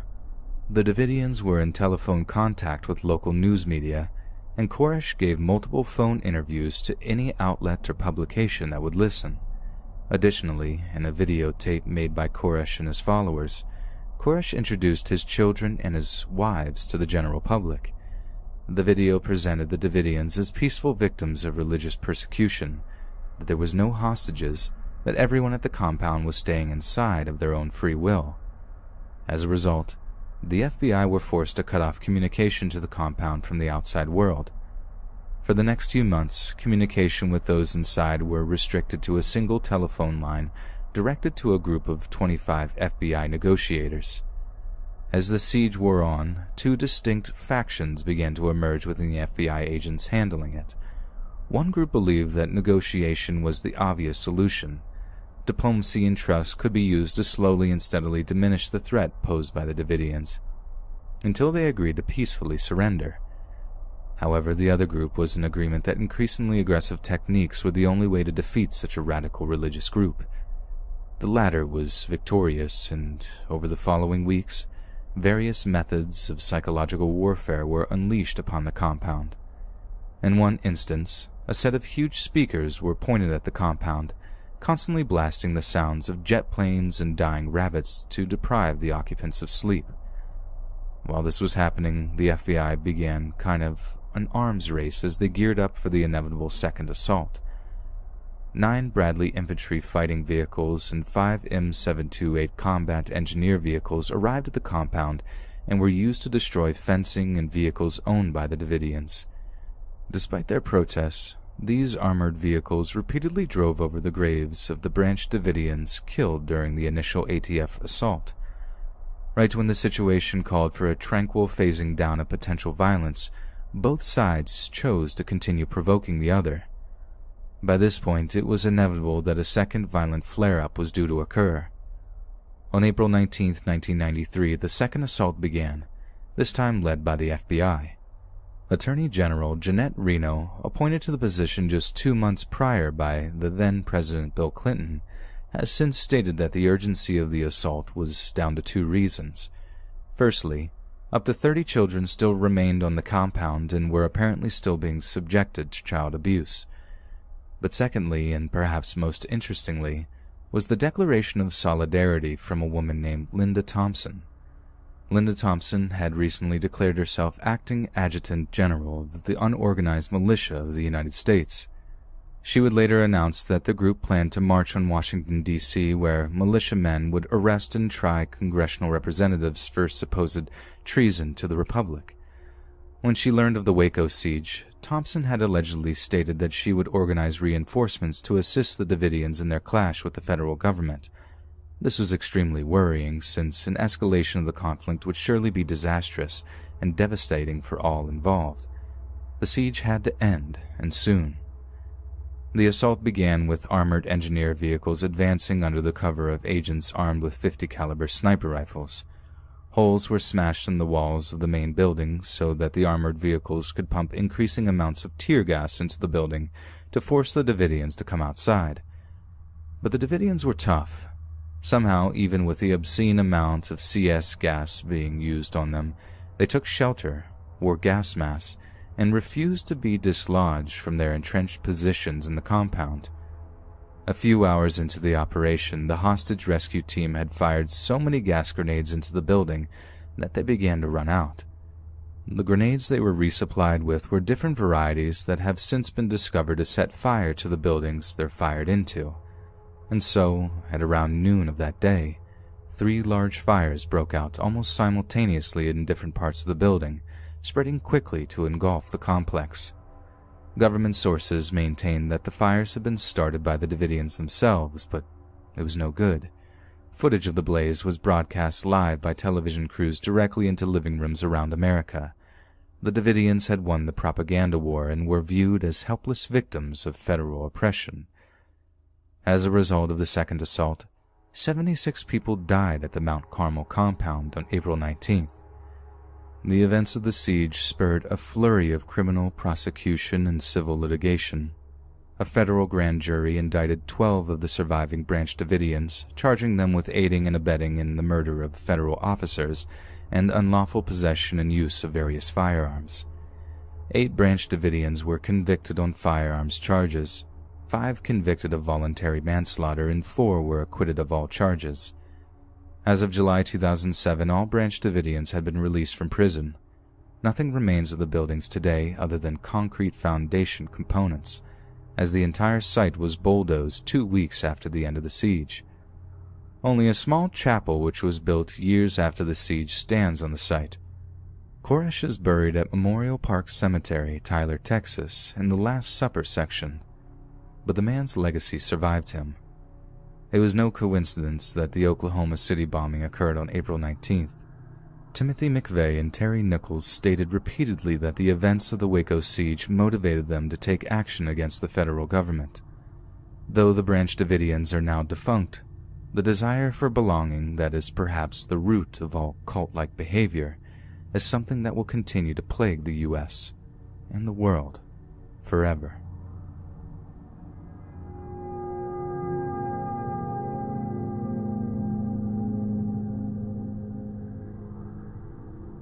March 20th of 1995 must have seemed like a regular Monday morning for the citizens of Tokyo.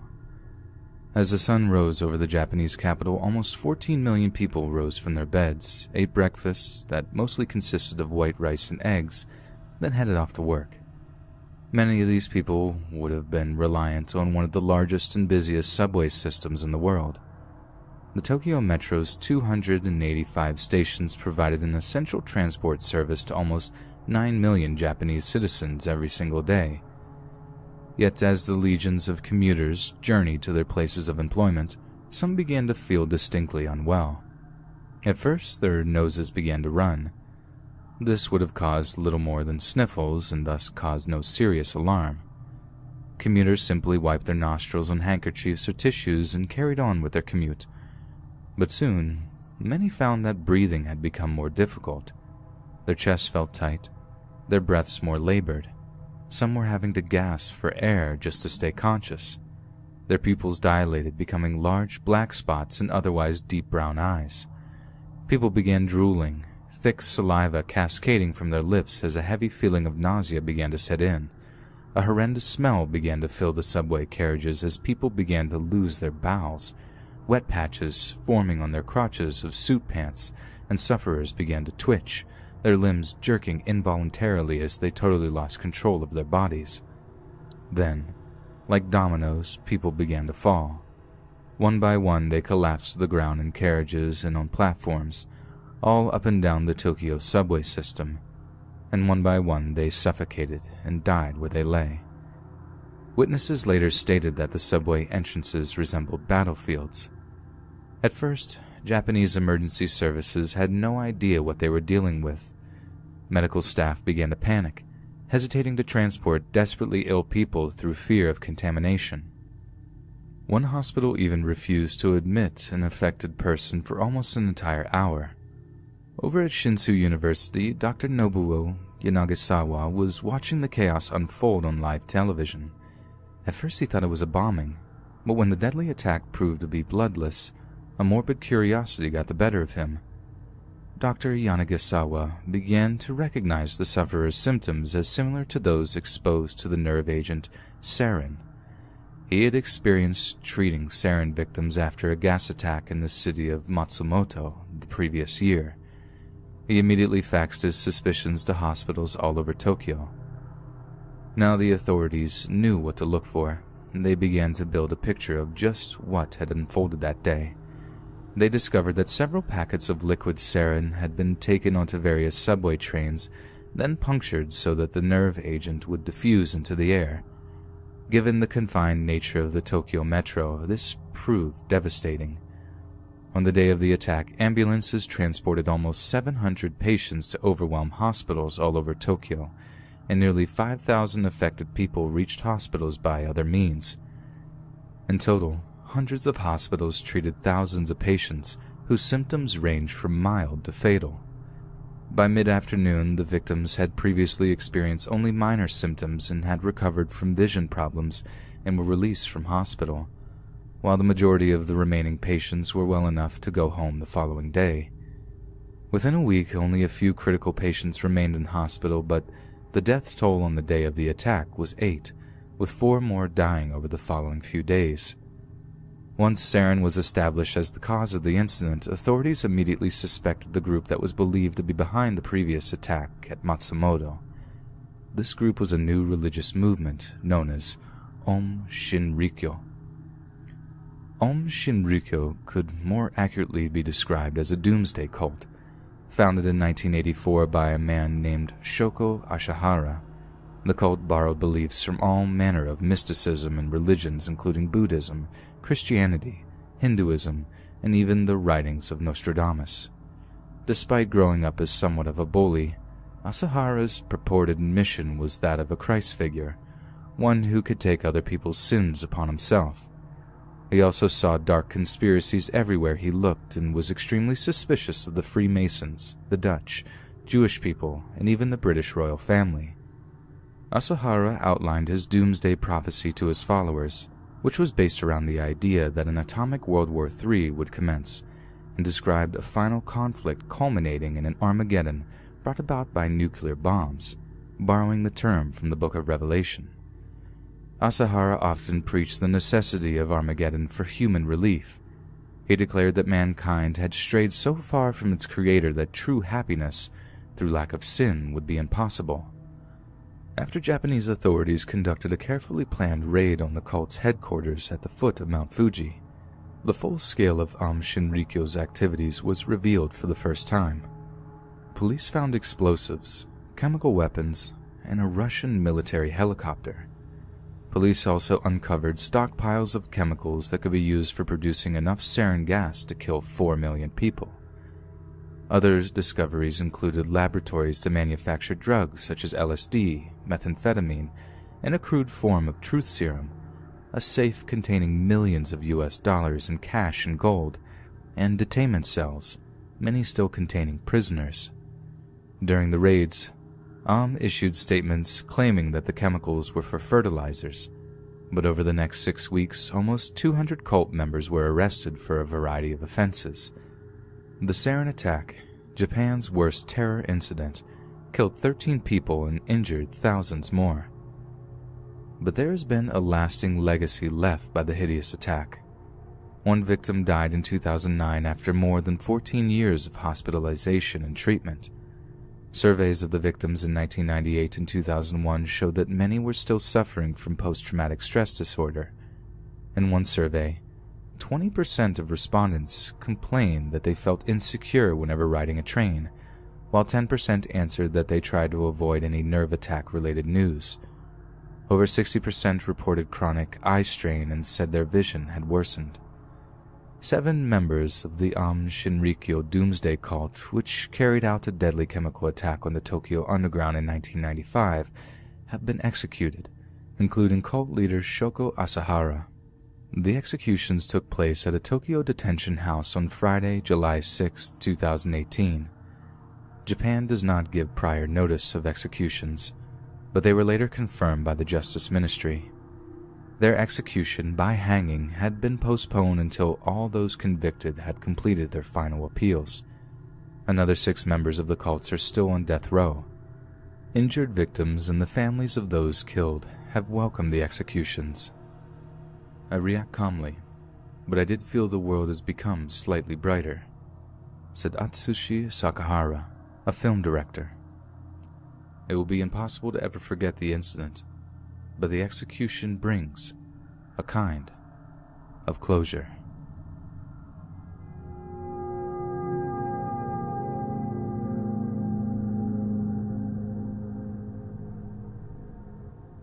The great philosopher and moralist John Acton once said, "Power corrupts, and absolute power corrupts absolutely. Great men are almost always bad men." Never was a truer word said, and never was there a greater example of this than the Reverend Jim Jones. Born in 1931 in rural Indiana, James Warren Jones grew up in the midst of the Great Depression. James was a bright child and a voracious reader, but childhood acquaintances were also quick to note that he was a strange child who harbored an obsession with religion and death. However, Jones had formed an indisputably strong moral compass as a result of his self-education. He once spoke of how his father was connected with the Klan, telling of how they had clashed on the issue of race on many occasions. This led to an incident in which Jones's father refused to allow one of his son's African-American friends to enter their home, causing an argument that would ultimately end in divorce and estrangement. In 1951, America was gripped by the Red Scare, and the McCarthy witch hunt hearings were in full swing. Jones was outraged by a vision of America that he could not recognize. The land of the free was displaying a blatant intolerance for left-wing ideas, silencing and blacklisting those that attempted to subscribing to them. When he and his mother attended a hearing for musician Paul Robeson, Jones was disgusted when the FBI harassed her at her workplace for her support of Robeson. He decided he had to do something about it. Jones later stated that he had asked himself, "How can I demonstrate my Marxism?" The thought was to infiltrate the church. Even though he was a known communist, a Methodist superintendent helped him to get started, and he soon became student pastor at a local Methodist church. But it wasn't long before Jones clashed with the church's leadership when they refused to allow him to integrate African Americans into his congregation. Jones was able to launch his own church following his departure from the Methodists, which had various names until it became the People's Temple Christian Church Full Gospel. By 1960, Jones was now a fully fledged activist in the civil rights movement. During this time, Jones helped to racially integrate churches, restaurants, a local telephone company, the Indianapolis Police Department, and the Indiana University Health Methodist Hospital. When swastikas were painted on the homes of 2 black families, Jones walked through the neighborhood comforting local black people and counseled white families not to move. He set up sting operations to catch restaurants refusing to serve black customers and wrote to American Nazi leaders imploring them to renounce their un-American politics. When he was accidentally placed in the black ward of a hospital after a collapse in 1961, and he refused to be moved and even began to make the beds and empty the bedpans of black patients. Political pressures resulting from Jones's actions caused hospital officials to desegregate the wards. However, Jones would receive a considerable criticism in Indiana for his integrationist views. White-owned businesses and locals were openly and vocally critical of him. A swastika was placed on the temple, a stick of dynamite was left in a temple coal pile, and a dead cat was thrown at Jones's house after a threatening phone call. It is abundantly clear that during these formative years, the Reverend Jim Jones was not only a charismatic religious leader, but he was an incredibly inspirational and righteous one at that. He was loved and admired by people of all races and backgrounds, but the intense criticism that he faced caused him to be greatly depressed. The assassinations of Martin Luther King and Malcolm X would have been devastating to him, shattering his faith in the idea that the USA could be a kind of political heaven on earth. And so, Jones began to look beyond American shores for places to construct his vision of paradise. By 1977, Jones had established a kind of commune in northern Guyana, on the coast of South America.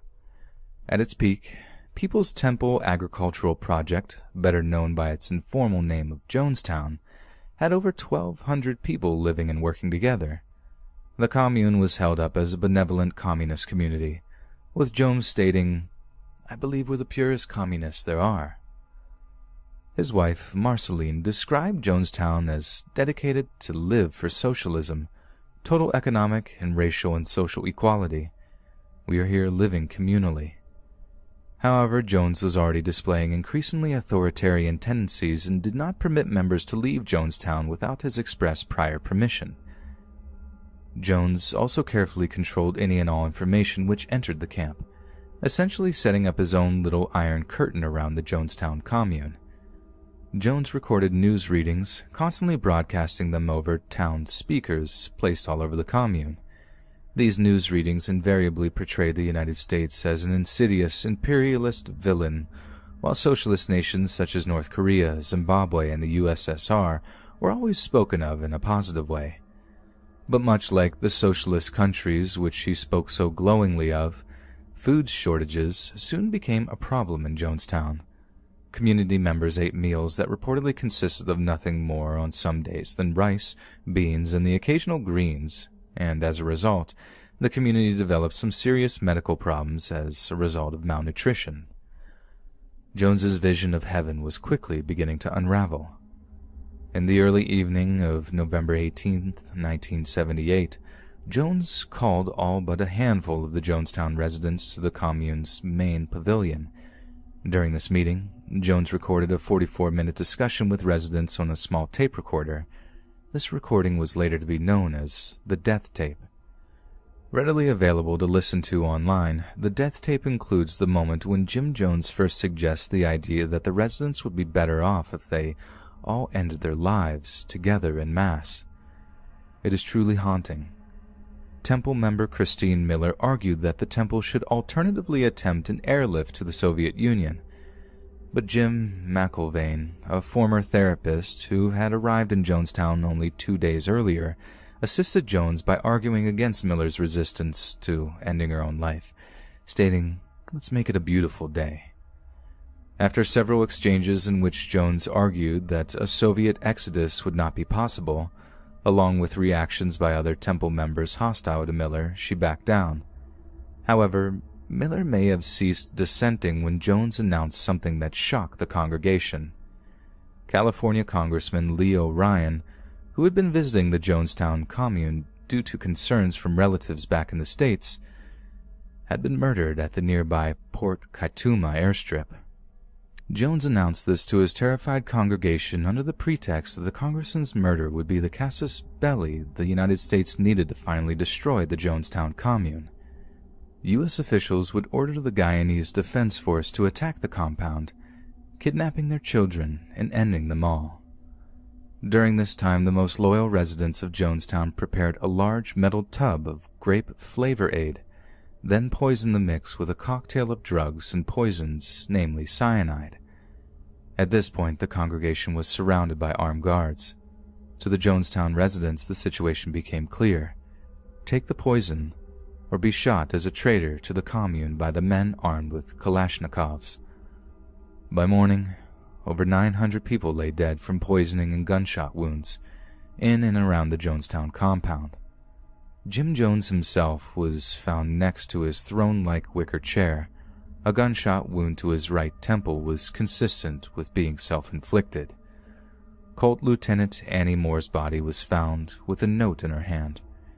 In it she had written, "Jonestown, the most peaceful, loving community that ever existed." Moore's corpse displayed gunshot wounds that were not self-inflicted. The story of Reverend Jim Jones is fascinating, but it seems to raise more questions than it answers. Just how did a civil rights activist, a person so full of love for his fellow man, end up being the one who ordered and oversaw the death of almost 1,000 people. Never was there a clearer example of how good people, with love in their hearts, are also capable of the most heinous acts of evil.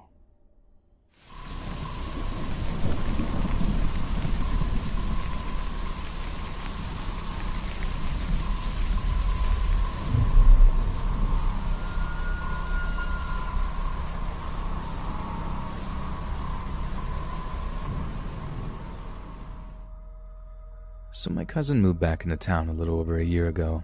I want to say April to June of 2018. She has 3 kids and the youngest is a 5-year-old girl.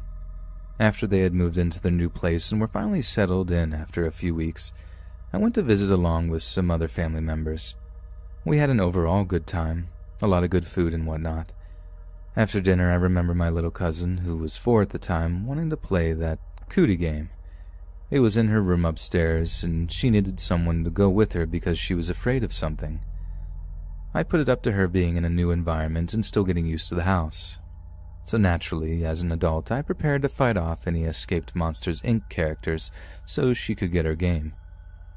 We got to her room and she refused to set foot in it, and I asked something along the lines of, "Is there something bad in here?" She nodded and pointed to the game, and I went to grab it. And then she told me to be careful in that corner of her room. I asked why, and she says, "That's where the screaming lady is. She's on fire and screaming a lot. I don't like her." Hearing this makes my heart drop into my gut like a lead anvil. I quickly grabbed the game and went downstairs. As soon as we were back in the living room, my cousin returned to her normal, cheery self and we played some cootie. Later on that night, I asked her mother, my first cousin, if she knew about the screaming lady that her daughter told me about. She said that her daughter refused to sleep in her room until they make the lady go away, and has to come sleep in her parents' bed just about every night since they moved in. No one else has had any weird experiences in the house since moving in, but this 4-year-old girl is beyond terrified on a daily basis. A month or so passes, and I don't really hear much more about any spooky experiences, so I eventually came to the conclusion that my cousin was simply having very specific, reoccurring night terrors. Cut to yesterday evening. It was the birthday for another one of my cousin's kids, so I stopped over to bring him the new Fire Emblem game for the Nintendo Switch. I usually stop over a few times a week to hang out since it's not far from my workplace. So today, being my cousin's birthday, didn't make my stopping over a rare occurrence. We played some of that, we played some Mario Kart and some Super Smash Brothers, and everything went well. Until later on in the evening, we were waiting for a pizza to arrive, and I was in the kitchen grabbing some soda with the cousin whose birthday it was. Out of nowhere, we both pick up on the very distinct smell of burning. My cousin and her husband came out of the living room into the kitchen, thinking we had cooked and burned something, but obviously we hadn't. The house filled up with this smell, and if I was blind, I would have guessed that I was right next to a massive bonfire minus the heat. During this time, my youngest cousin, now 5, was taking a nap on the couch in the living room. She suddenly starts yelling for her mom, who goes in to check on her. Everyone else follows, and she inconsolably is crying and screaming, saying, "I can hear the screaming lady in my room. I hear her screaming." So basically everyone had the same lead anvil heart dropping into their gut feeling that I had last year, and we went up to her room, with her mom staying with her. We saw nothing, but the smell of burning had changed from that of a bonfire to only what I can guess a person smells like when they're burning. A heavy waft of burning hair smell followed by some other burning smell that I hadn't experienced in my entire life thus far. We quickly went back downstairs and told her mother what we had experienced, and she decided for us all to go outside to the front porch patio area until the pizza arrived. My little cousin was still hysterical, saying she didn't want to hear the lady screaming anymore. We tried to calm her, and eventually she seemed to settle down a bit, still scared but not screaming and crying. We continued to sit there for maybe 10 minutes. My 2 other younger cousins and I were comparing our Pokemon Go collections, and my youngest cousin and her parents were watching some kid-friendly YouTube stuff to distract her. Out of nowhere, everyone hears the most blood-curdling, terrifying, and loud scream come from inside the house's second floor. It must have lasted for maybe 15 or so seconds straight. Just multiple long, horrible screams. And after that moment, everything went dead quiet. My 5-year-old cousin went back to throwing a fit, and everyone else was visibly shaken. I decided that it was time to leave at that point. It was about 9:30 p.m., and while pizza would have been very tempting, I was not hungry in the slightest anymore. I thanked them for ordering a pizza even though I wasn't going to have any, and they wholeheartedly understood. I wished my other cousin a happy birthday and told him not to spoil the new Fire Emblem game for me, and went home. I couldn't sleep at all last night, and I didn't even turn off my light. I was a tired mess at work today, and I'm still fearful of going to bed tonight. I texted my cousin a few times today and this evening, and she said that the burning smell didn't go away until around 4 a.m., and no one slept last night there either, and are looking into getting some kind of help so they can feel less terrified of their home. I feel terrible for them, and worse for my young cousin, who has been actually seeing this screaming lady in her bedroom, and I haven't been able to get the smells coming from her room out of my head, and I've been getting hints of them on and off as my day has gone on. I'm hoping that it's just a residual smell memory and not something more ominous. I still don't think I want to try and sleep tonight, especially not with the light off.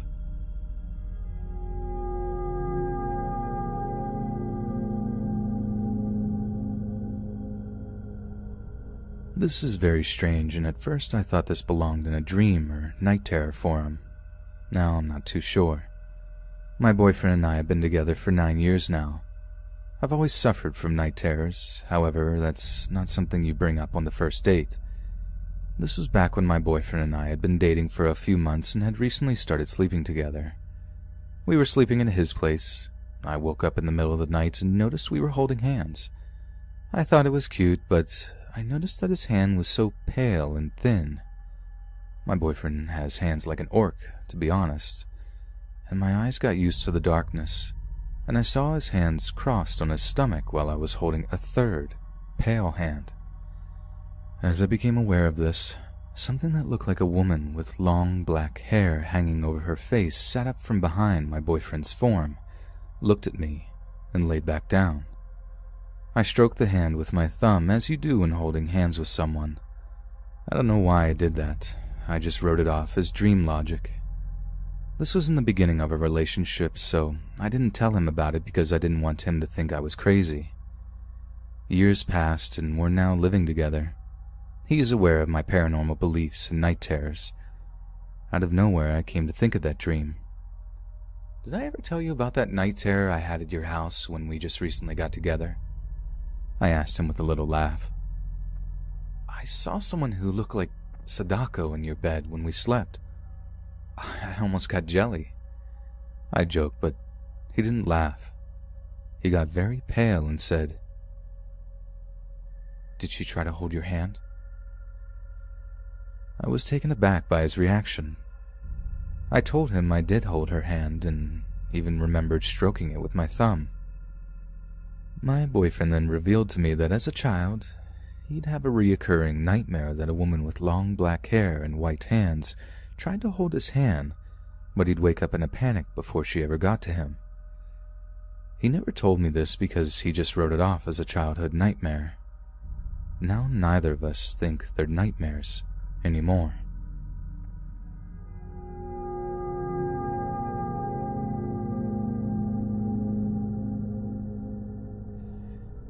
Before I begin this story, I feel it's important that I give out a few details first. So me and my 3 close friends like to drive around and walk around spooky places, as we generally get bored with our university nightlife fast and need something to sort of excite us. All of us are also big believers in the supernatural, and 3 out of 4 of us have experienced some sort of paranormal experience. All of us are from Malaysia, and we Malaysians tend to believe in a lot of supernatural stuff as it is woven tight in our history and culture. Now, Malaysia had a terrible incident way back in 98 or 99, don't really remember, where 2 apartment buildings collapsed due to uneven lands. Majority of the tenants of those 2 apartments died. What's worse is that a number of them didn't die when the building crashed, but died due to lack of oxygen. You can look it up. The building is Highland Tower. So we decided to go to the area nearby there, as the site where the tragedy happened is closed, though there are no guards patrolling. Just outside the gates is a small neighborhood, and boy, the neighborhood is creepy. You see the area that is the rich area, and yet a good amount of houses were empty. What's stranger was the fact that the whole neighborhood was absolutely quiet, a very uncommon thing in Malaysia, as we're incredibly loud. It felt as if though everyone just decided to up and leave the area. So as we walked around, a couple of strange things happened. First, the dogs in the neighborhood started barking at plain air. We Malaysians believe that when dogs start to do that sort of stuff, it means that they are seeing something that we aren't able to see. So we decided to avoid any area which the dogs are barking at. It's important to note that we made a few rules before doing all this. Again, a Malaysian thing, I suppose. 1. Don't call out real names. Use nicknames. This is so that any wandering spirits won't be able to latch itself to you. 2. Don't look back if you feel a presence that is often a big mistake, as even if you look behind, you find nothing. You've actually just shown the spirits around you that you've noticed them. 3. Don't make loud remarks about strange things. We believe that if you see, hear, or smell anything strange, it's best to keep it to yourself first. If you need to tell someone, then just use hand gestures or make some excuse to sort of hint at them. This is similar to the second one, as any remarks could easily attract unwanted attention. As we walked throughout the neighborhood, we heard footsteps behind us. Remembering the rules, none of us looked back. See, the footsteps were odd, as they just sort of randomly appeared out of nowhere. The footsteps also started to get faster, so one of our group mates, the expert as we called him, led us to the exit using a shortcut as it was getting too uncomfortable. And here's where stuff happens. See, the expert is one of those guys who can see things, or at least feel it to a certain extent. Not because we're big believers, we don't question him, we just follow, as we all want to get through this as clean as possible.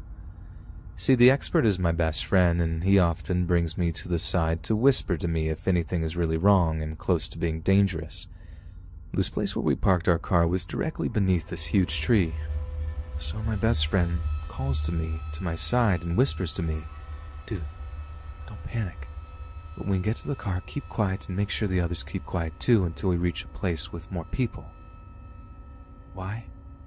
"There's a woman on the tree above your car. She's been looking at us since just now." Following his advice, I went on and started the car like usual while making some small jokes, trying to take everyone else's attention away. As I reversed the car, both my mate and me noticed in the reverse camera that there was a clear shadow of a woman sitting down on top of the car. Again, not wanting to scare everyone else and to antagonize it further, we keep quiet. We went to a nearby restaurant and sat down for a while. The woman was still on top of the car, according to my mate, and was hiding itself. The worst case scenario is that if it follows us back to our university dorm and decides to latch into one of us. So I told the guys that when we entered the car, I'm going to play a special prayer recording out loud using the aux cord while also reading the prayers myself. I'm not a super religious person, but I do believe in God and His protection. If the plan didn't work, then we would just drive around or hang at a McDonald's until 5 a.m. because that's the holy time for my religion, and the woman would disappear. We entered the car and I immediately started playing the prayers. My mate was driving this time as I wanted to focus fully on the prayer. The moment I started the prayer, the car suddenly got heavy, as if there was an extra passenger when there shouldn't be any. I continued to play the recording along the journey, and to my shame, I fell asleep halfway. By the time I woke up, it was nearly 2 a.m. and we reached the dorms already. According to my friend, the prayers worked, but took quite a bit of time as the woman only let go as we were entering the university area. I asked if he noticed anything strange, and he said that after all 3 of us went to sleep, he heard someone huffing and puffing, but in an angry way. He also noticed that several times the prayer recording got interrupted as the volume went up and down, as if someone was trying to purposely mess it up.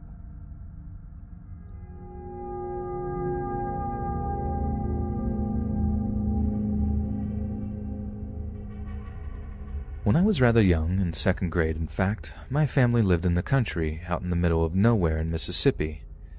There were no children for me to play with, and I tended to get a bit more lonely than you'd expect. When we were in the process of moving out there, parents had this double-wide trailer. There was one incident that took many years to be certain I hadn't imagined it. While on one expedition to the plot where my family were going to put the trailer, my mother needed to make a stop to use the restroom. With no gas stations for a good 10 miles, Dad pulled the truck down this dirt road looking for a place to stop. There, maybe 200 to 300 yards from the two-lane road, we found what looked to be an abandoned gymnasium from a school. Dad decided to use that place as the bathroom and we headed in. I don't recall much about the building, though one thing always stuck out in my mind. Near the doors we entered through was this rather massive pile, or massive to my child mind, of clothing. I remember after doing his business, my father stood at the foot of it looking up at the clothing. He seemed to be thinking of something, but he never said anything about it. Several weeks later, with the trailer in place, we moved out there and the gym was largely forgotten by me. However, that didn't stop weird things from happening. Well, not weird in the sense of stuff moving around or anything of that sort. Weird sounds. Within a month or so of living there, I was playing on the front porch when I heard laughter. Now before I go further, let me clarify as to where we lived then. The trailer was a good 100 feet back from a dirt road, and across the road was the home of an elderly man I'll call O. Behind his house was a rather extensive stand of pine trees that reached right down to the two-lane highway, probably a distance of 500 to 600 feet total between where I was and the highway.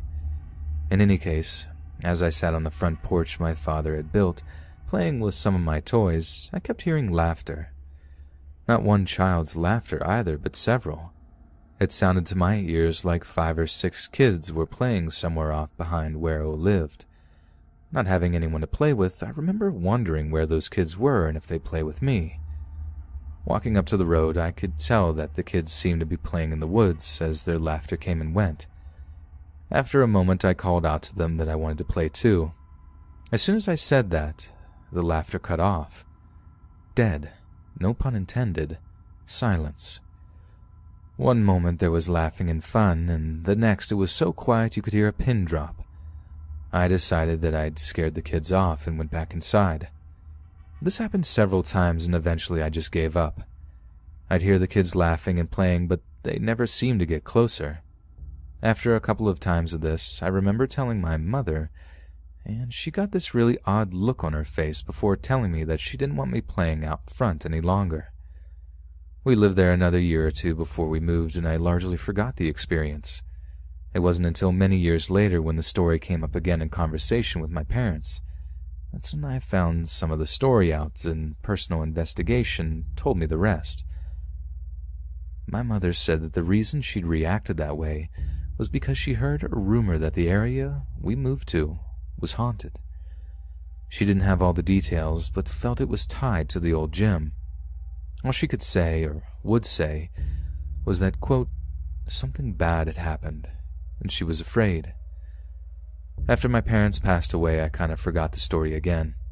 It always stuck in the back of my head as just something weird, but that's it. Eventually, one bored night, I happened to stumble across the website for the church we had attended. On a lark, I shot an email off to the pastor asking if there had been a gym near where I remembered. I didn't expect to hear back. 2 months later, I checked my email to find that, yes, he had actually replied. And here's what he related to me. There had been a gym that once stood near where I described, though it had long since been torn down. The gym has been part of a private school which had stood there from roughly 1900 to about 1979 or 80. Early in the spring of that year, a tornado had gone through and demolished most of one wing of the school, in doing so killing a number of students. The building had collapsed, burying the students under the rubble, resulting in the death of a number of them. I think between 10 and 15 students. After this, it was decided to close the school. As they were demolishing it, they cleaned out clothing from lockers in various places, dumping it in the gym in the tall pile I remember seeing. The gym had been left standing because it was hoped that one of the local churches might use it, but given what happened there, well, it ended up being left abandoned. Curiously, the property behind O's house had also been part of the school's property at one time, being used by the students as a kind of playground area. This did explain why O kept digging up old toys, mostly metal trucks and such, which he gave to me. Looking back, I've come to the conclusion that what I had been hearing was in some way tied to the old school and the loss of life, though I also wonder if, in some way, it was my childhood imagination running wild. That's probably one of the problems I have with the story. For all I know, my parents could have mentioned what happened at the school at some point, and I overheard it, and my lonely state of mind and imagination just ran wild.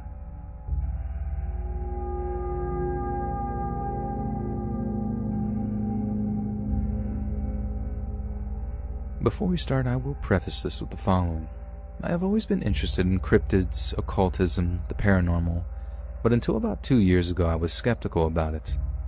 About 2 years ago I started to go after that kind of stuff with a friend, Z, who had a lot of luck with it. I have experienced a lot since then, including this story, and continue to delve into the unknown. One final note, I'm not ingrained into the culture much anymore, but I am about 1/3 to 1/4 native, though not Navajo completely.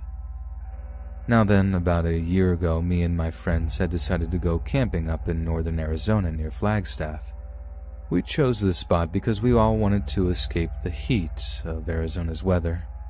Originally, the plan involved more people, but by the time we actually left, we were down to me and my friends Z, V, and P. This worked out, though, as it meant we could just take one car, something that may have saved us that weekend. Now, we weren't experienced campers or anything, but we had the basics: a tent, flashlights, fire starter, and I had my Mosint Nogant. Not the best, I know, but it fired a big round and I had ample ammo at the time. We chose a site based on reviews a bit north of Flagstaff and followed our GPS there through some windy back roads. Eventually we hit a Y intersection and went left as the GPS told us to go. By the time we eventually find a parking area and get out and look for a good campsite, it's well past 10 p.m. So I take my rifle and flashlight.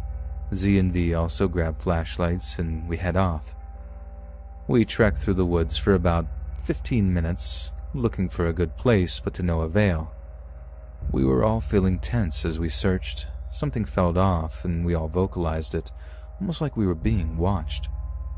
We started to head back through a clearing we passed the car, but about 3/4 of the way through I asked Z a question and get no response. Finding this particularly odd, I turn around to find him about halfway back in the field watching behind us, shuffling in place like he wanted to walk back from where we had just come. I call out to him, and he snaps out of it and swears he only looked back for a second and catches back up with us. Now, before you say he got, I doubt this because of what happens later and that he has acted completely normal and looked normal ever since. We get back to the car without anything else happening and decided maybe we should have taken the right path at the Y instead, so we drove back. We arrived at the Y and take the right path this time, but getting a whopping 30 feet before we stop. There's a ditch in the road and we aren't sure if the car could make it over, so Z gets out to check. It takes him less than a minute to figure out that it couldn't and walks up to the driver's side window to tell us. It's only after saying it can't that he freezes in his tracks and just stares behind the car at the intersection and simply says to look in a hurried voice. We all contort ourselves around the car looking through mirrors in the back window, but we all see it. A tall figure, easily 8 to 9 feet tall, standing behind a tree watching us. Once confirmed, Z isn't just seeing things, he basically vaults over the car and dives into the back seat, slamming the door behind him. During the commotion, we lose sight of the thing for a moment, and by the time we look back, it's still there, but in a different stance, just stalking us. We quickly get a flashlight out of the sunroof while I rapidly load my rifle. And during this time it moves again, slightly deeper into the tree line but still watching us. We are stuck in a staring match for what feels like forever, as we are too concerned backing up will make it strike, and currently it isn't for whatever reason. Eventually something broke our line of sight with it. I can't quite recall what. I believe I was trying to get people to move so I could line up a shot through the back window, but I can't be sure.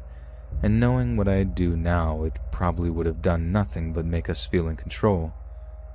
Regardless, in this time frame, we lost it as it presumably fell more into the woods, and we wasted no time slamming it into reverse, turning back to where we originally came from and gunning it.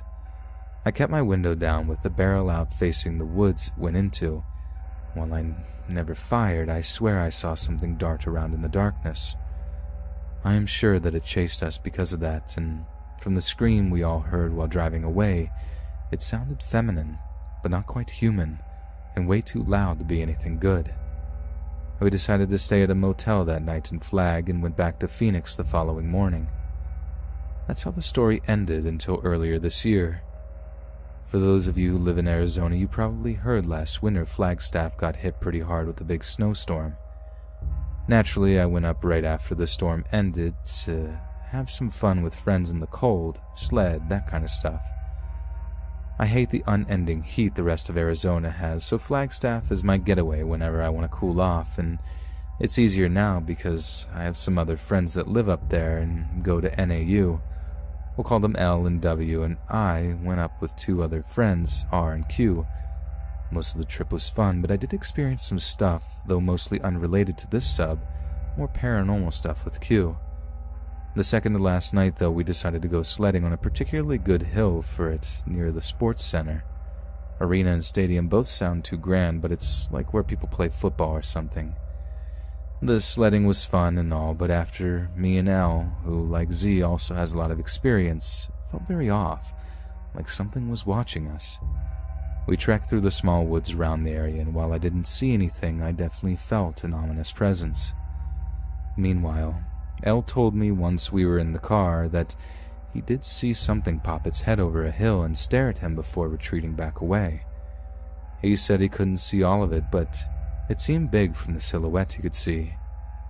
This one I'm not so sure of, as I couldn't see it myself, but it definitely felt very similar to a year ago. So take the second one with a grain of salt, I suppose. Do you guys think both, one, or neither were skinwalkers? Because I still can't explain that first night no matter how many times I look back on it.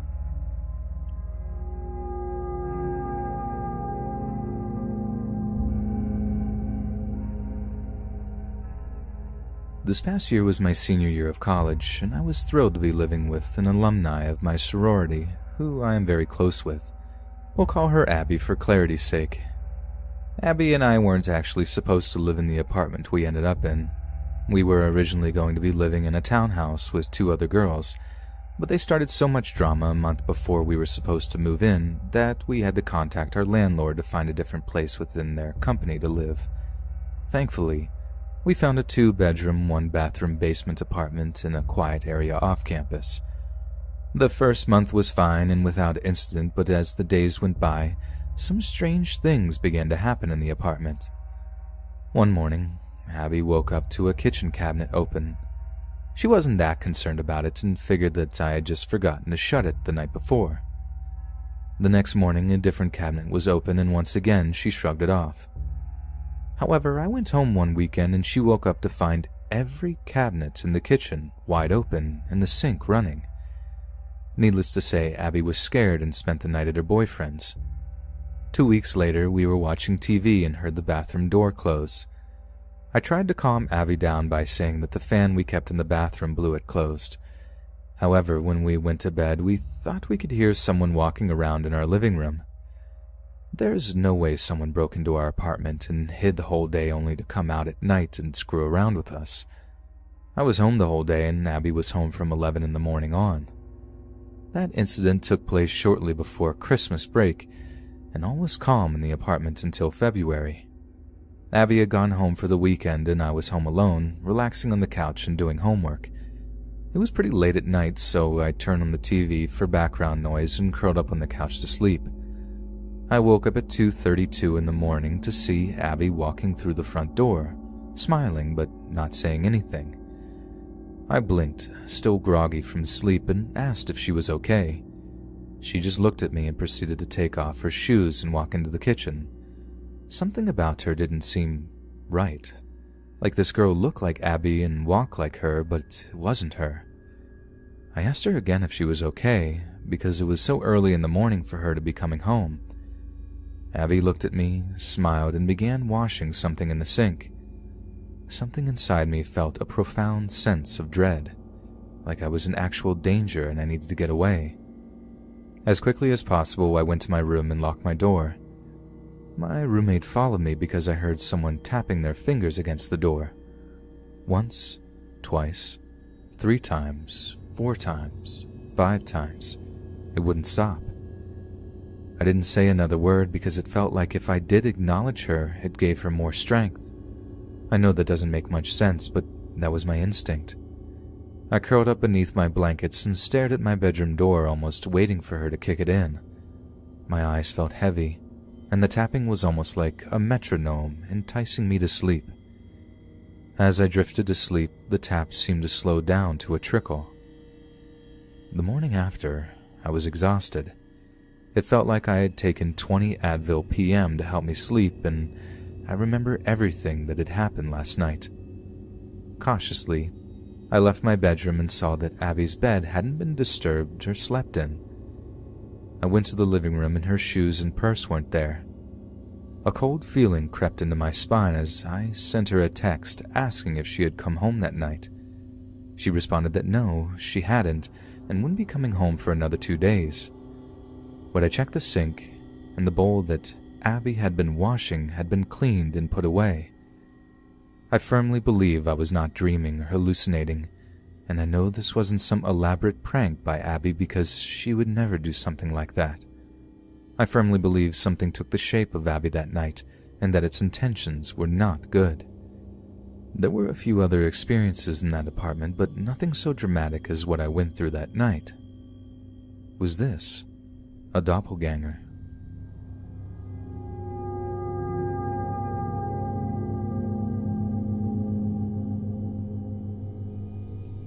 I have been a caregiver for a few years now. I've worked in last chance houses and organizations that aid and house the mentally ill, and I've been a care provider that would go to the individual's home to clean or do personal cares. Currently, I oversee an entire branch of a home care providing company that stretches out to several small towns and one moderately sized city. In my years of working this field, I've come to notice things. I consider myself a rational person. I need hard evidence. I'm by the book, but this field of work has shown me that some things can't be explained away, which is why I'm here, because it bothers me. I need other people to see something I've missed, to make sense of these encounters. I'll start with one, and then post the others, and they will not be in order. Incident number 1. I have a client who has a debilitating disease, one that attacks and eats away at his nerves. Yes, recovery is possible if you're a millionaire, but it'll never be a full recovery. He also suffers from a brain disorder that corrupts his memory, personality, and behavior. Despite all of this, he's a wonderful client. I rarely come down from my big boss tower, but when I do, it's to cover a shift with him.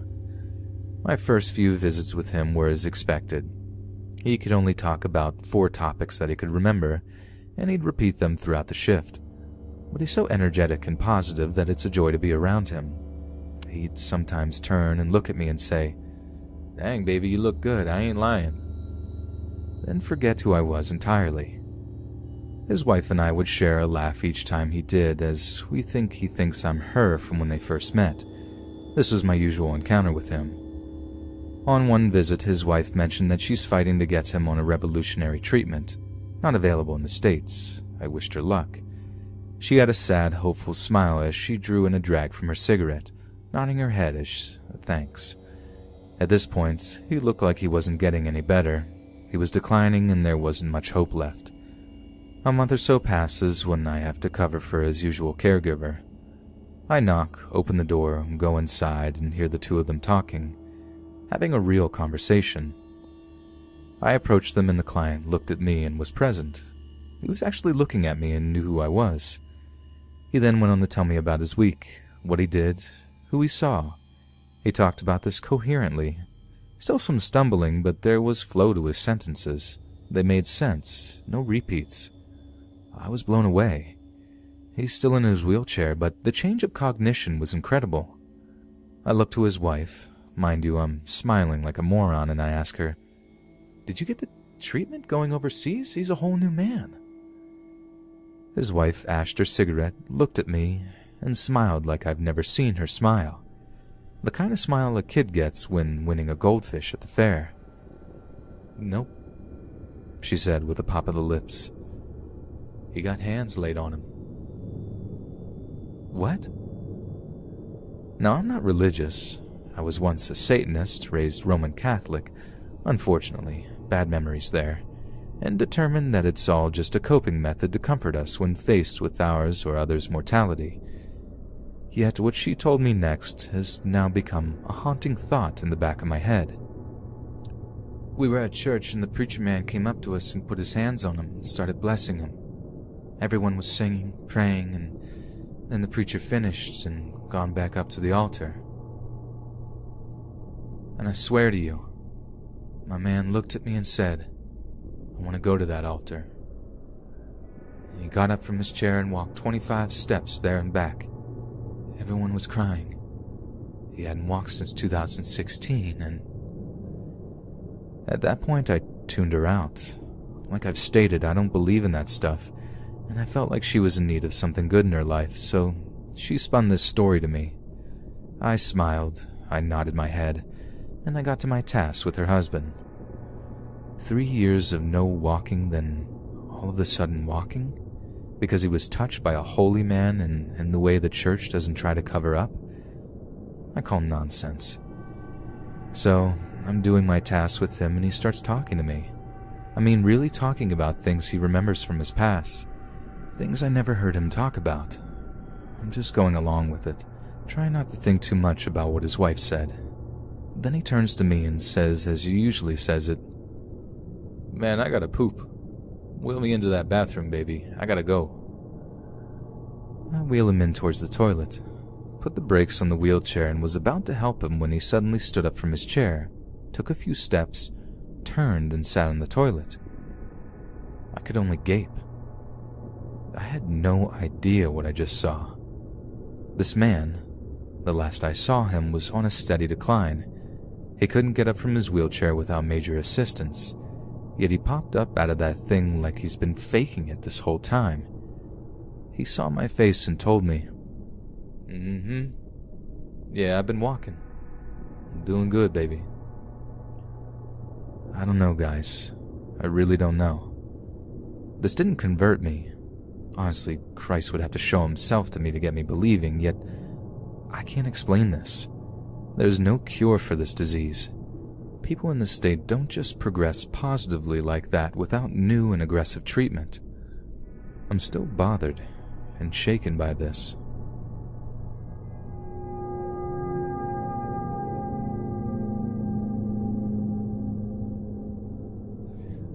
So to give some backstory, my neighborhood is pretty quiet, especially at night due to the number of young families and elderly couples that live on my street, which makes staying up in the early hours of the morning more relaxing and also a bit cooler knowing I'm most likely the only person in the street that's awake. The only thing is that I've had some creepy experiences, like hearing noises or even seeing a few drug deals, but most of that can be chalked up to living next to a big forest with lots of wildlife or just some sketchy neighborhoods. But for the past week, I've been trying to find a logical explanation for the strange events that keep occurring. It started at 2 a.m. last Tuesday morning. I was just sitting in bed on my phone with earbuds in, something I do almost every night, when I began to hear whistling coming from out my window. I took my earbuds out and began listening to the whistling, trying to come up with an explanation. Normally I'm not scared by anything in my neighborhood this late, and to be honest, I get more excited that something is happening and I'm there to witness it. But this time felt different. I wanted so badly to get up to look out my window, but I was almost paralyzed with fear. I don't know what came over me, but Every minute that went by of this whistling, I felt the pit of my stomach growing larger. It went on for almost an hour, and for the entire hour, I waited for the whistling to start a tune or a song I could actually look up, but it just kept whistling the same note in a strange pattern. It would whistle one note for a good minute, then take a break for another 30 seconds, and then return its 1-minute whistle, until about 20 minutes in, when the whistles got shorter and closer together, only to return to the original pattern after about 10 minutes. What was even more strange was that whatever it was pacing in front of mine and my neighbor's house, up until it stopped when it retreated back down the other side of the street. As I heard it leave, I almost immediately felt the pit of my stomach subside, and while I was still confused, I decided I should just go to sleep before I scare myself even more. So the next day I asked my parents and even some of my friends that lived close by if they had ever heard anything like that. Everyone assumed it was an animal, which made me feel a lot better, but I wanted a definite answer of what I heard. I stayed up for hours that night researching types of animals that were local to my area and the noises they made. I didn't find anything that matched. This only left me more frustrated that I had no clue what it was, so I continued staying up in hopes that I would hear it again and that this time I would look out my window to see it, but with my luck, I never heard the whistling again, except lots of other weird things have been happening. After the whistle, I began hearing someone or something walking around in mine and my neighbor's driveways, and sometimes even yards very late at night. But whenever I go to check, I can't see anything. Then about 2 nights ago, when I swear I saw a figure of a person lurking behind my neighbor's car. Then the night after that, I saw what looked like a flashlight in the woods near my house, and whatever it was that was holding the flashlight was running out of the woods. And then again, last night, I swear I saw a person crouching near my neighbor's car just looking around. I thought I was done researching because I couldn't find anything about animals, but now I've begun researching any stories even similar to mine, hoping that I'm either not alone, or even better, someone has the answer to the strange experiences, because I would like to start sleeping at a normal time again and not be worried about either a stalker or a poltergeist coming to get me in my sleep.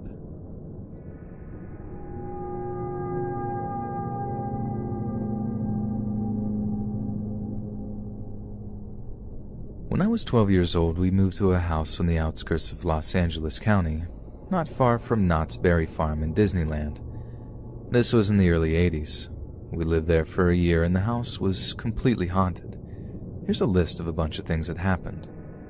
1. Every night, after everyone went to bed, you could hear someone digging with a shovel outside the window, but there was no one there. If you turned on the lights, the sound would stop, but only for a few seconds, maybe 30 at the most, and would then resume. If you went outside to check, the sound would be gone and there was no one there. Come back in, and after a few minutes, the digging would continue. 2. I had OCD as a kid and would put all my toys in their place at night. On several occasions the following morning, they would be scattered all over the floor as if someone had played with them during the night. I would yell at my younger siblings thinking they had done it. My mother would tell me I was the last one to go to sleep and the first to wake, so it wasn't them. 3. Every night without fail at 11 p.m., outside the upstairs window, you could hear children yelling and playing in the backyard. If you looked out the window, it was pitch black and there was no one there. You could also see all the neighbors' yards and there was nobody anywhere. One night I listened carefully to try to make sense of what they were saying and yelling, and I realized that they were playing kickball. Kick it, run, go, go, go, yeah. Stuff like that. This happened every night. On more than one occasion I went downstairs and opened the door to the backyard. The sound was gone. You couldn't hear it from downstairs, only upstairs. 4. My grandmother came to spend the night once. She got so scared she never came back. She slept in the upstairs spare bedroom and said she heard noises outside the window. When she looked out the window, down below she would see a shadow walking up to the front door, but no one was there. No one was casting the shadow, apparently. 5. My aunt spent the night once in the same bedroom and something similar happened. Noises outside the window. When she looked down below, she saw lights moving and shadows moving towards the front door, but no one was there. Like my grandmother, she struggled to explain what it is she heard and saw. She never came back to visit. 6. The house rented cheaper than any other house in the area. Every time the landlord would come back to pick up the rent, she would ask if everything was okay. Did we have any problems? It was always odd. Parents would invite her inside the house, and she would always refuse. 7. The neighbors to the right of us were very strange. They were an older couple. The man would never say a word, not one, not even hi, but the wife was always extra nice. She would ask the same things as the landlord. Is everything okay? Are you guys doing good? She seemed to know something. 8. We were playing with one of the neighborhood kids once, running around. We all ran back to our house, and just as we went through the front door, he stopped in his tracks. We said, "What happened?" He said he wasn't allowed in the house. His parents forbade him. Why? Because he had spent the night once with the kids who lived in the house before we did a year earlier. During the night, the mother of the kids who used to live there started screaming and grabbed the kids and ran out of the house. As they ran, they all saw a blue mist or ghost with a distinct pattern of a head and shoulders. 9.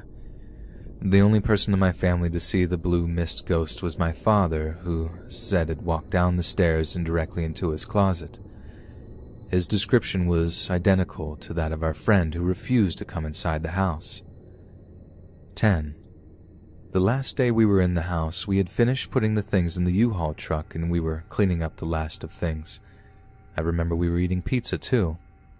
As we were getting ready to walk out of the house, my father said something like, "Finally getting out of this miserable house," or something similar. Basically, he insulted the house. There was a wall panel 3 or 4 feet to the side of him next to the kitchen. The panel shook and came off the wall and hit him over the head. Hard. We all saw this, and it happened right in front of me. What's interesting about all of this is the fact that none of us really talked much about it while we lived in the house. Speaking for myself, I always thought I was imagining things and tried to make sense of what I saw and heard. My younger sibling did the same. For example, the kids playing outside the window. I thought, what are those crazy kids doing playing so late at night, and why every night? I didn't know the answer, but thought there must be an explanation. Being about 12 or 13 years old at the time, I guess I wasn't old enough to figure out that something was very, very wrong. It wasn't until we moved out of the house that we all started comparing stories. And it was always, "What? You too?" My parents were the only ones that knew something was wrong, but they didn't want to scare me and my siblings. We were in a bad economic situation at the time, and apparently we could not move out right away. There's a lot more that happened, but these are probably the ones that stand out the most. We would always hear doors slam upstairs and wonder who was up there, or did the wind do it? One of us would go check and all the doors would be open. But we heard a door slam shut. Our cat was a happy-go-lucky animal, but he would all the time freeze at the stairs when least expected, stare intently, and hiss with its fur standing on end. He would always hiss while looking at the top of the stairs. As kids, we would think the cat was crazy. Years later, we realized the cat was actually seeing something, especially since the cat never hissed again in its life once we moved out.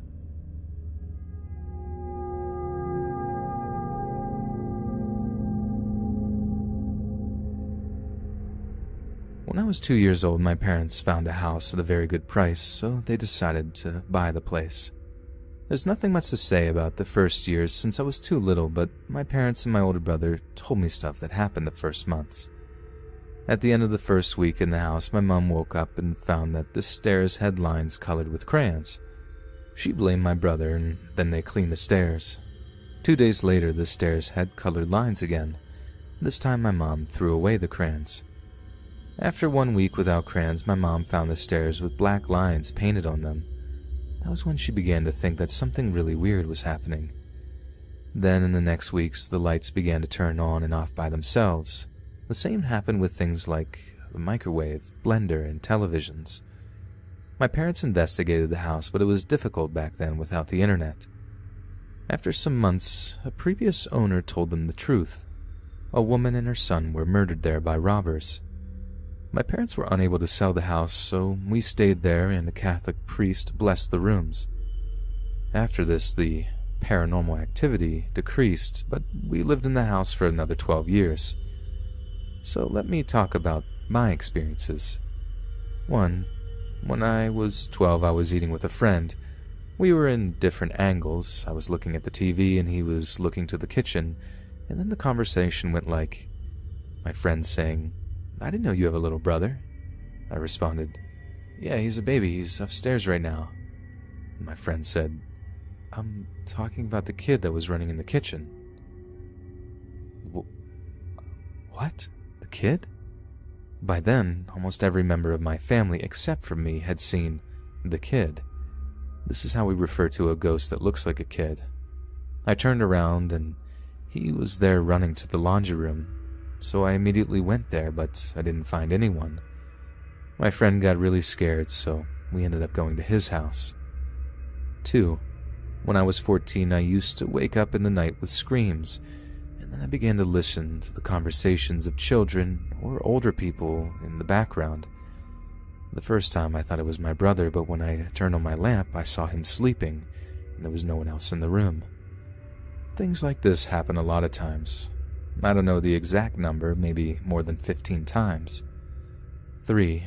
When my little brother was 5, I was babysitting him in the house alone, and he asked me, "Can I play with the other kid?"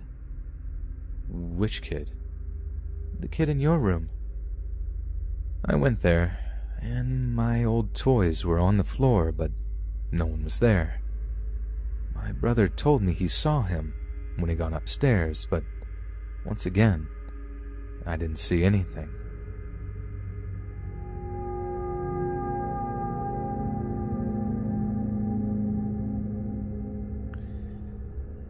So I've had several weird experiences in this house since I moved here at the end of May and have posted about a few. My friend, who's a skeptic, and his wife came over, and I told them about the encounters, so we started exploring around a bit to see if we could see any shadows or anything. Well, across the street from my house is a grain elevator, and even though it looks like any other grain elevator, it kind of has a creepy vibe to it. My friend, who we will call T, decided to walk over to it around 10 p.m.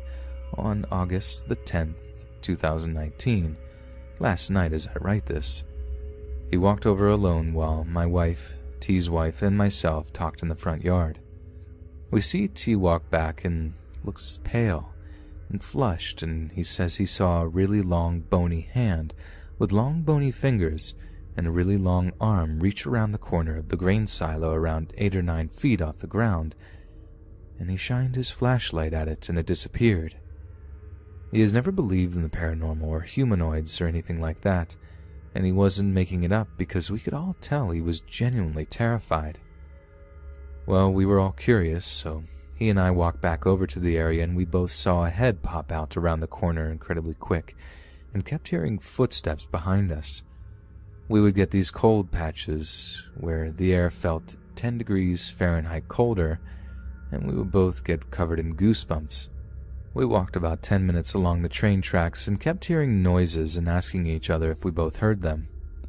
We went and got our wives and didn't tell them what we saw or felt and brought them over, and they both said it felt way colder in certain spots and kept getting goosebumps too. At one point, I swear I felt something brush against my hand. So afterwards, we were standing in my front yard and I told T what he saw kind of sounded like a skinwalker or Wendigo and started showing him drawings, and he was freaked out and said that it's exactly what he saw. We went back over once more to see if we could see any more signs of it, and he freaked out and looked pale and sweaty and swears he saw yellow glowing eyes about 9 feet off the ground peering around the building where he and I saw what looked like a head. Like I said, he was super skeptical, and after this, he was terrified and sweating and looked flush. I don't know what he saw or what we heard, but it wasn't animals because it would only be a few footsteps that would stop soon after we did, and whatever he saw was probably 9 feet tall.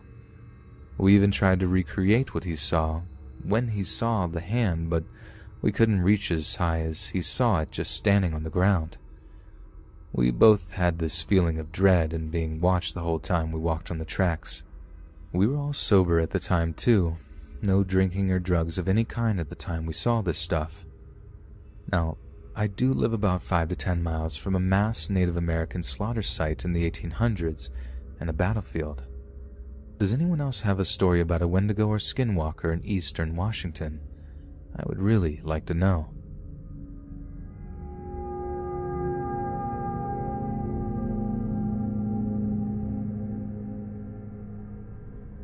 You may have heard stories about skinwalkers, Native American witches, or spirits that turn into animals to cause harm.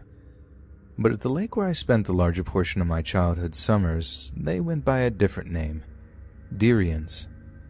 The story has faded to most families at the lake over time, but mine still recites it in hushed whispers around the campfire. The legends of the Deerians begin sometime in the 18th century. Settlers from Europe flocked to northern Michigan with hopes of getting a head start on the fur trade. That's when they found the lake. And at the lake there were native tribes. Most were welcoming and hospitable. Others were quiet and kept to themselves, but most were kind. Most. There was one tribe, a single tribe that resided in the swamps of the western side of the lake, and they were vicious. They would attack anyone who strayed too far into the swamp. Man, woman, child, settler, even other tribes. Nobody knew why they were so aggressive, but they tried to leave them alone. But the attacks added up, and then followed the deaths and disappearances, and the settlers had had enough. They began to set up traps and ambushes in the swamp where they knew the tribe would be. Common hunting grounds, pathways, even the village itself, but they were always abandoned, inhabited only by a herd of white-tailed deer. Sometimes people never came home from the swamp. They go missing for days on end, but would later be found completely mangled. Most blame wolves or a bear or a mountain lion, but upon further inspection, the only tracks that would ever be found in that area belonged to deer. But that's not the story. No, my story takes place hundreds of years after the deaths and disappearances of the French settlers. I had always dismissed the stories of the Deerians as just that, stories. Tales to frighten wide-eyed children and keep them within the confines of the family property. But one evening changed all of that completely. Bald eagles are a common sight at the lake, but their nests are not easy to find. Therefore, when my cousin said he'd found a nest while he was kayaking along the river that ran through the swamp, my dad and I naturally wanted to see it.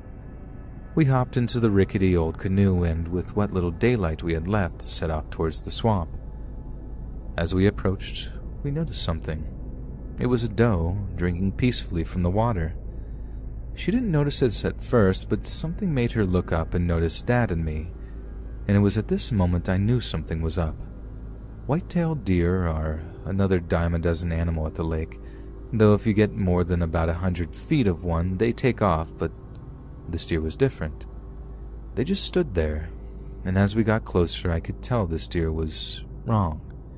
She looked as if though a child had read about a deer one time in a book, then drew one from what little we understood. I got close enough to the deer so that I could almost touch her, but then she calmly turned and walked like a marionette into the woods. Dad and I looked at each other but laughed it off.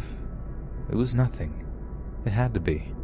Just some deformed deer. We entered the river and immediately I was hit with a wall of sound. Birds, crickets, and cicadas accompanied us on our journey, and as we turned the first bend, I heard something in the tall grass to my right, rustling. A big animal, perhaps that malformed deer. Dad didn't seem to notice, but I listened closely. Rustling, then, to my surprise, a low whisper, and with a hyena-like giggle, the thing ran off into the woods. I felt uneasy. I felt watched. I wanted to tell Dad, but I was worried he'd tease me, so we just kept paddling. Eventually we stopped to rest. We scanned the tops of the trees for the eagle nests until we noticed something. The swamp, which had previously been bustling with life, was empty. No birds, no crickets, no cicadas. No noise at all until I heard another low whisper from the grass to my right, then another to my left. then giggling all around. I no longer felt watched. I felt hunted. Something splashed in the water behind me, but by the time I turned and looked, all I saw was the tracks of a deer. I looked at Dad, who I had never seen afraid before, and I knew he was absolutely terrified. We began to paddle for dear life, and with that, the swamp roared to life. We paddled against the current, as birds dive-bombed us and insects swarmed us, and the giggling all around. We paddled for what seemed like an eternity until suddenly, silence.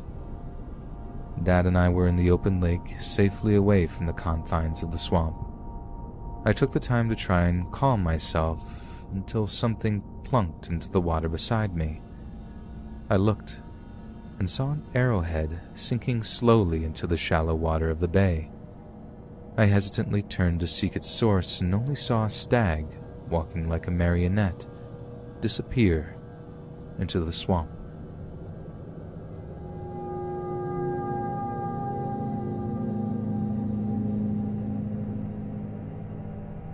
My husband and I have always been cat people. In fact, we wouldn't have been able to marry non-animal people. Pets are essential for a comfortable and civilized home, don't you think? Now, just before we got married, many years ago, we adopted 2 baby kitten littermates at our local humane society on impulse. They were only 5 weeks old and had already been there for a week, far too young to be away from their mama.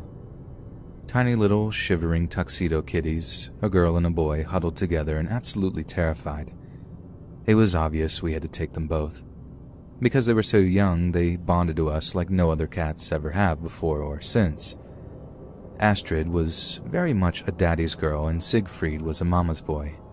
This was given from the start.